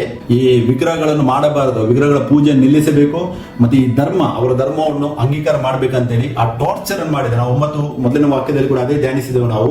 ಅದು ಯೋಬನ ಬಗ್ಗೆ ನಾವು ಧ್ಯಾನಿಸಿದೆವು. ಮೃತ್ಯು ಅವರು ಅಂದ್ರೆ ಆ ಟಾರ್ಚರ್ ಅನ್ನು ಸೂಚಿಸಿದ. ಇದು ಕೂಡ ಇಲ್ಲಿ 9:10 ಕೂಡ ಅವರ ರಾಜ್ಯದ ವಿಸ್ತರಣೆಯನ್ನು ಅವರು ಮಾಡುವಾಗ ಆ ಟೈಪ್ ನ ಟಾರ್ಚರ್ ಅನ್ನು ಅವರು ಮಾಡಿದ್ದಾರೆ ಅಂತ ಹೇಳಿದ್ರು ಸೂಚಿಸುವಂತದ್ದಾಗಿ ಇದನ್ನು ಅರಿಬೇಕು. 9:11 ನೋಡಿ ವಾಕ್ಯವು, ಅಧೋಲೋಕದ ಅಧಿಕಾರಿಯಾದ ದೂತನು ಅವುಗಳನ್ನಾಳುವ ಅರಸನು. ಅವನಿಗೆ ಇಬ್ರಿಯ ಭಾಷೆಯಲ್ಲಿ ಅಬದ್ದೋಣನೆಂತಲೂ ಗ್ರೀಕ್ ಭಾಷೆಯಲ್ಲಿ ಅಪೊಲ್ಲೋ ಓಣನೆಂತಲೂ ಹೆಸರು. ಅಧೋಲೋಕದ ಅಧಿಕಾರಿಯಾದ ದೂತ ಅವುಗಳ ಅರಸು ನೋಡಿ. ಅವನನ್ನು ಈ ಮುಸ್ಲಿಂ ಜನಾಂಗವನ್ನು ಆಳುವಂತ ಆ ಅರಸ ಯಾರು? ವಾಕ್ಯ ಹೇಳ್ತದೆ ಅಧೋಲೋಕದ ಅಧಿಕಾರಿಯಾದ ದೂತ, ಅಂದ್ರೆ ಯಾರು? ಸೈತಾನ. ನಾವು ಪ್ರಕಟಣೆ 9:1 ನೋಡಿದ್ದೆವು, ನಾವು ಅಲ್ಲಿ ವಾಕ್ಯವು ನಾವು ಸೂಚಿಸಿದ್ದೆವು. ಅಲ್ಲಿ ಏನು ಹೇಳ್ತದೆ? 5ನೇ ದೇವದೂತನ ತುತ್ತೂರಿಯನ್ನು ಓದಿದಾಗ ಆಕಾಶದಿಂದ ಬಿದ್ದ ಒಂದು ನಕ್ಷತ್ರವನ್ನು ಕಂಡೇನು, ಅವನಿಗೆ ಅಧೋಲೋಕಕ್ಕೆ ಹೋಗುವ ಕೂಪದ ಬೀಗಗಳು ಕೊಡಲ್ಪಟ್ಟಿದ್ದು. ಅಲ್ಲಿ ನಕ್ಷತ್ರ ಅಂತೇಳಿ ಏನು ವಾಕ್ಯ ಉಲ್ಲೇಖಿಸಿದೆ, ಅದು ಸೈತಾನನ್ನು ಸೂಚಿಸಿದೆ. ಅದೇ ಪ್ರಕಟಣೆ 9:11 ಕೂಡ ನಾವು ಅದನ್ನೇ ಇಲ್ಲಿ ಓದಬಹುದು. ವಾಕ್ಯ ಅದೇ ಹೇಳ್ತಾ ಉಂಟು, ಅಧೋಲೋಕದ ಅಧಿಕಾರಿಯಾದ ದೂತನು ಅವುಗಳನ್ನು ಆಳುವ ಅರಸನು. ಮಿಡತೆಗಳಿಗೆ ಅರಸನಿದ್ದಾನೆ, ಆತನ ಯಾರು? ಸೈತಾನ. ಅವರಿಗೆ ಇಬ್ರಿಯ ಭಾಷೆಯಲ್ಲಿ ಅಬದ್ದೋಣ, ಗ್ರೀಕ್ ಭಾಷೆಯಲ್ಲಿ ಅಪೊಲ್ಲು ಓಣ ಅಂತೇಳಿ ಹೆಸರು. ಈ ಎರಡರದ್ದು ಮೀನಿಂಗ್ ನೀವು ನೋಡಿ ಇವಾಗ ನೋಡ್ಬಹುದು, ಎಲ್ಲರಿಗೂ ಇವಾಗ ಸಿಗ್ತದೆ ಮೀನಿಂಗ್. ಅಬದ್ದೋಣ ಮತ್ತೆ ಅಪೊಲ್ಲೋ ಓಣ ಅಂತ ಹೇಳಿದ್ರೆ ಡಿಸ್ಟ್ರಾಯರ್ ಅಂತೇಳಿ ಅರ್ಥ, ಅಂದ್ರೆ ವಿಧ್ವಂಸಕ, ಅಂದ್ರೆ ನಾಶ ಮಾಡುವಾತನು. ಸೇಮ್ ಮೀನಿಂಗ್ ಇದೆ ಹಿಬ್ರೂಸ್ ಮತ್ತು ಗ್ರೀಕ್ ಅಲ್ಲಿ. ಸೊ ಅವರೇನು ಈ ಅಲ್ಲ ಅಂತ ಹೇಳ್ತಾರೆ, ಸೃಷ್ಟಿಕರ್ತನಾದ ದೇವರಲ್ಲ, ಆತನು ವಿಧ್ವಂಸಕನಾಗಿದ್ದಾನೆ, ಅಂದ್ರೆ ನಾಶ ಮಾಡುವವನು. ಅವರಿಗೆ ಗೊತ್ತಿಲ್ಲ ಈ ವಿಷಯ, ಅವ್ರು ಹೇಳಿದ್ರು ನಂಬುದು ಕೂಡ ಇಲ್ಲ. ಯಾಕಂತ ಹೇಳಿದರೆ ಅವುಗಳನ್ನಾಡುವ ಅರಸನ ಇವಾಗ ಒಂದು ಹೆಸರು ತಗೊಂಡಿದ್ದಾರೆ, ಅದೇ ಯಾವುದು? ಪ್ರಾಫೆಟ್ ಮೊಹಮ್ಮದ್ ಅಂತೇಳಿ ತಗೊಂಡಿದ್ದಾರೆ. ಮೊಹಮ್ಮದ್ ಅವರ ರಾಜ, ಅಂದ್ರೆ ಫಿಸಿಕಲ್ ಆಗಿ ಅವರ ರಾಜ ಪ್ರಾಫೆಟ್ ಮೊಹಮ್ಮದ್, ಮತ್ತೆ ಸ್ಪಿರಿಚುವಲ್ ರೆಲ್ಮ್ ಅಲ್ಲಿ ಅವರ ರಾಜ ಯಾರು? ಸೈತಾನ. ಅಲ್ಲ ಅಂತೇಳಿ ಅವ್ರು ಏನ್ ಹೇಳ್ತಾರೆ, ಆತನ ಆಕ್ಚುಲಿ ಅಬದ್ದೋಣ ಮತ್ತೆ ಅಪೊಲ್ಲೋ ಓಣನ್ ಅಂತೇಳಿ, ಆತನ ಡಿಸ್ಟ್ರಾಯರ್ ಅಂತೇಳಿ ನಮ್ಗೆ ಅರಿಬೇಕು ನಾವು ವಾಕ್ಯದಲ್ಲಿ. ಯಾಕಂದ್ರೆ ಪ್ರಕಟಣೆಯಲ್ಲಿ ಕ್ಲಿಯರ್ ಆಗಿ ಉಂಟು ಅವರ ಬಗ್ಗೆ. ನಾನು ಈ ವಿಡಿಯೋ ಮಾಡೋ ನನ್ನ ಇಂಟೆನ್ಷನ್ ಏನಂತ ಹೇಳಿದ್ರೆ, ಎಲ್ಲರಿಗೂ ಈ ಸತ್ಯವು ಸಿಗಬೇಕಷ್ಟೇ. ಅದಕ್ಕಾಗಿ ನಾನು ಇಷ್ಟು ಡೀಟೇಲ್ ಆಗಿ ವಾಕ್ಯ ಎಕ್ಸ್ಪ್ಲೇನ್ ಮಾಡಿದ್ದೇನೆ. ನೀವೆಲ್ಲರೂ ಈ ಸತ್ಯವನ್ನು ಅರಿಯಿರಿ ಅಂತೇಳಿ. ಸೊ ಈ ಯುದ್ಧೋಚಿತ ರಾಷ್ಟ್ರದ ಉಡುಪುಗಳನ್ನು ಇನ್ನೂ ಪರಿಗಣಿಸಬೇಕಾಗಿದೆ. ಮತ್ತು ಇವರ ಮುಖಗಳು ಪುರುಷರ ಮುಖಗಳಂತೆ ಇದ್ದವು. ನಾವು ವಾಕ್ಯ ಧ್ಯಾನಿಸಿದೆವು, ಅವರ ಮುಖ ಏನಿದೆ ಪುರುಷರ ಮುಖ ಅಂತ ಹೇಳಿದ್ರೆ ಅದು ಮಿಡತೆಗಳು ಅಂತ ಹೇಳಿದ್ರೆ ಅದು ಮಿಡತೆ ಅಲ್ಲ, ಆಕ್ಚುಲಿ ಅವರು ಮುಸ್ಲಿಂ ಜನಾಂಗವಾಗಿದೆ. ಅವು ಮಾನವ ಮುಖವನ್ನು ಹೊಂದಿರುವಂತೆ ಮಿಡತೆಗಳೇ ಇದ್ದವು, ಆದರೆ ನಿಜವಾಗಿಯೂ ಪುರುಷರು, ಅಂದ್ರೆ ಕೀಟಗಳ ಬಗ್ಗೆ ಯಾರಾದರೂ ಮಾತಾಡಿದ್ದಾರೆಂದು ನಾವು ಭಾವಿಸಬಾರದು. ಸೊ ಮಹಿಳೆಯರ ಕೂದಲಿನಂತೆ ಕೂದಲನ್ನು ಹೊಂದಿದ್ದೇವೆ ಅಂತೇಳಿ ವಾಕ್ಯ ಯೋಚಿಸಿದೆವು. ನಮಗೆ ಗೊತ್ತುಂಟು ಇವಾಗ ಮುಸ್ಲಿಂ ಅವಾಗ ಕೂದಲು ನೋಡಿ, ಮತ್ತೆ ಅವರು ರಾಷ್ಟ್ರದಿಂದ ಅವರು ಅರಬ್ಬರಾಗಿದ್ದಾರೆ. ಮತ್ತೆ ಪ್ಲಿನಿ ಪ್ರಕಾರ, ಅಂದ್ರೆ ಪ್ಲಿನಿ ಪ್ರಕಾರ ಅಂತ ಹೇಳಿದ್ರೆ ಈ ಇನ್ಫಾರ್ಮೇಶನ್ ಅಥವಾ ಸ್ಟೇಟ್ಮೆಂಟ್ ನಮ್ಗೆ ಏನ್ ಸಿಗ್ತದೆ ಈ ವಾಕ್ಯದಲ್ಲಿ ಕೂಡ ನಾವು ನೋಡಬಹುದು, ಮತ್ತೆ ಇತಿಹಾಸದಲ್ಲಿ ನೋಡಬಹುದು. ಮತ್ತೆ ಈ ಸ್ಟೇಟ್ಮೆಂಟ್ ಏನ್ ಸಿಕ್ಕಿದೆ, ಅವರು ತಮ್ಮ ಕೂದಲನ್ನು ಕತ್ತರಿಸದೆ ಧರಿಸ್ತಾರೆ, ಅಂದ್ರೆ ಕಂಟಿನ್ಯೂ ಆಗಿ ದೊಡ್ಡದು ಬಿಡ್ತಾರೆ ಕೂದಲು. ಮತ್ತೆ ತಲೆಯ ಮೇಲೆ ಒಂದು ಪೇಟವನ್ನು ಹೊಂದಿರ್ತಾರೆ. ಜಾಸ್ತಿಯಾಗಿ ಮುಸ್ಲಿಮರು ನೋಡಿ ನೀವು ಒಂದು ಪೇಟವನ್ನು ಅವರು ಯಾವಾಗಲೂ ಹಾಕಿರ್ತಾರೆ, ಅದನ್ನು ಸೂಚಿಸುವಂತದ್ದಾಗಿದೆ. ಸೊ ಇವರಿಗೆ ಆಗಿದ್ರೆ ಸಾಮರ್ಥ್ಯ ಕೊಟ್ಟಿದ್ದು ಯಾರು? ಆತನು ಸೈತಾನ ಅನ್ನೋದನ್ನು ನಾವು ಸರಿಯಾಗಿ ವಾಕ್ಯದಲ್ಲಿ ಅರಿಯಬೇಕು. ಅವರಿಗೆ ಸಾಮರ್ಥ್ಯ ಕೊಟ್ಟಿದ್ದು ಆತನು ಸೈತಾನ. ಅಂದ್ರೆ ಅವರು ನಮಸ್ಕರಿಸುವಂತದ್ದು ಅದು ಸೃಷ್ಟಿಕರ್ತನಾದ ದೇವರಲ್ಲ. ಸೃಷ್ಟಿಕರ್ತನಾದ ದೇವರು ಈ ಲೋಕದಲ್ಲಿ ತನ್ನ ಹೆಸರನ್ನು ಕೊಟ್ಟಿದ್ದಾನೆ. ಅದೇನಾಗಿದೆ? ಕರ್ತನಾದ ಯೇಸು ಕ್ರಿಸ್ತ. ಯಾರು ಆ ಹೆಸರನ್ನು ಆರಾಧಿಸದೆ ಬೇರೆ ಯಾವುದನ್ನು ಆರಾಧಿಸಿದರೆ ಅಲ್ಲೇ ಅರಿಬೇಕು ನಾವು, ಅದು ದೇವದೂಷಣೆ ಆಗಿದೆ. ಮತ್ತೆ ಅವರು ಯಾರ ಅಂಡರ್, ಯಾರ ಕಂಟ್ರೋಲ್ ಅಲ್ಲಿ ಇದ್ದಾರೆ ಎಂಬುದನ್ನು ನೀವು ವಾಕ್ಯದಲ್ಲಿ ಅರಿಬೇಕು. ಸೊ ಅದಕ್ಕೆ ಆಸಕ್ತಿದಾಯಕವಾದ ಈ ಒಂದು ಸಂಗತಿ ಇದೆ. ಅದನ್ನು ನಾವು ಪ್ರಕಟಣೆ 13:4 ವಾಕ್ಯ ಓದುವ ಈ ತರ ಹೇಳ್ತದೆ ನೋಡಿ, ಘಟಸರ್ಪನು ಆ ಮೃಗಕ್ಕೆ ಅಧಿಕಾರವನ್ನು ಕೊಟ್ಟವನಾದ್ದರಿಂದ ಅವರು ಆ ಘಟಸರ್ಪನಿಗೆ ನಮಸ್ಕಾರ ಮಾಡುವವರಾದರು. ಪ್ರಕಟಣೆ 13ನೇ ಅಧ್ಯಾಯದಲ್ಲಿ ಘಟಸರ್ಪನು ಮೊದಲನೇ ಮೃಗಕ್ಕೆ ಅಧಿಕಾರವನ್ನು ಕೊಡ್ತಾನೆ. ಘಟಸರ್ಪಣ ಯಾರು? ಎಲ್ಲಿದ್ದ? ರೋಮಲ್ಲಿದ್ದ. AD 313 ರೋಮ್ ಡಿಸ್ಟ್ರಾಯ್ ಆಗಿ ಏನಾಗ್ತದೆ?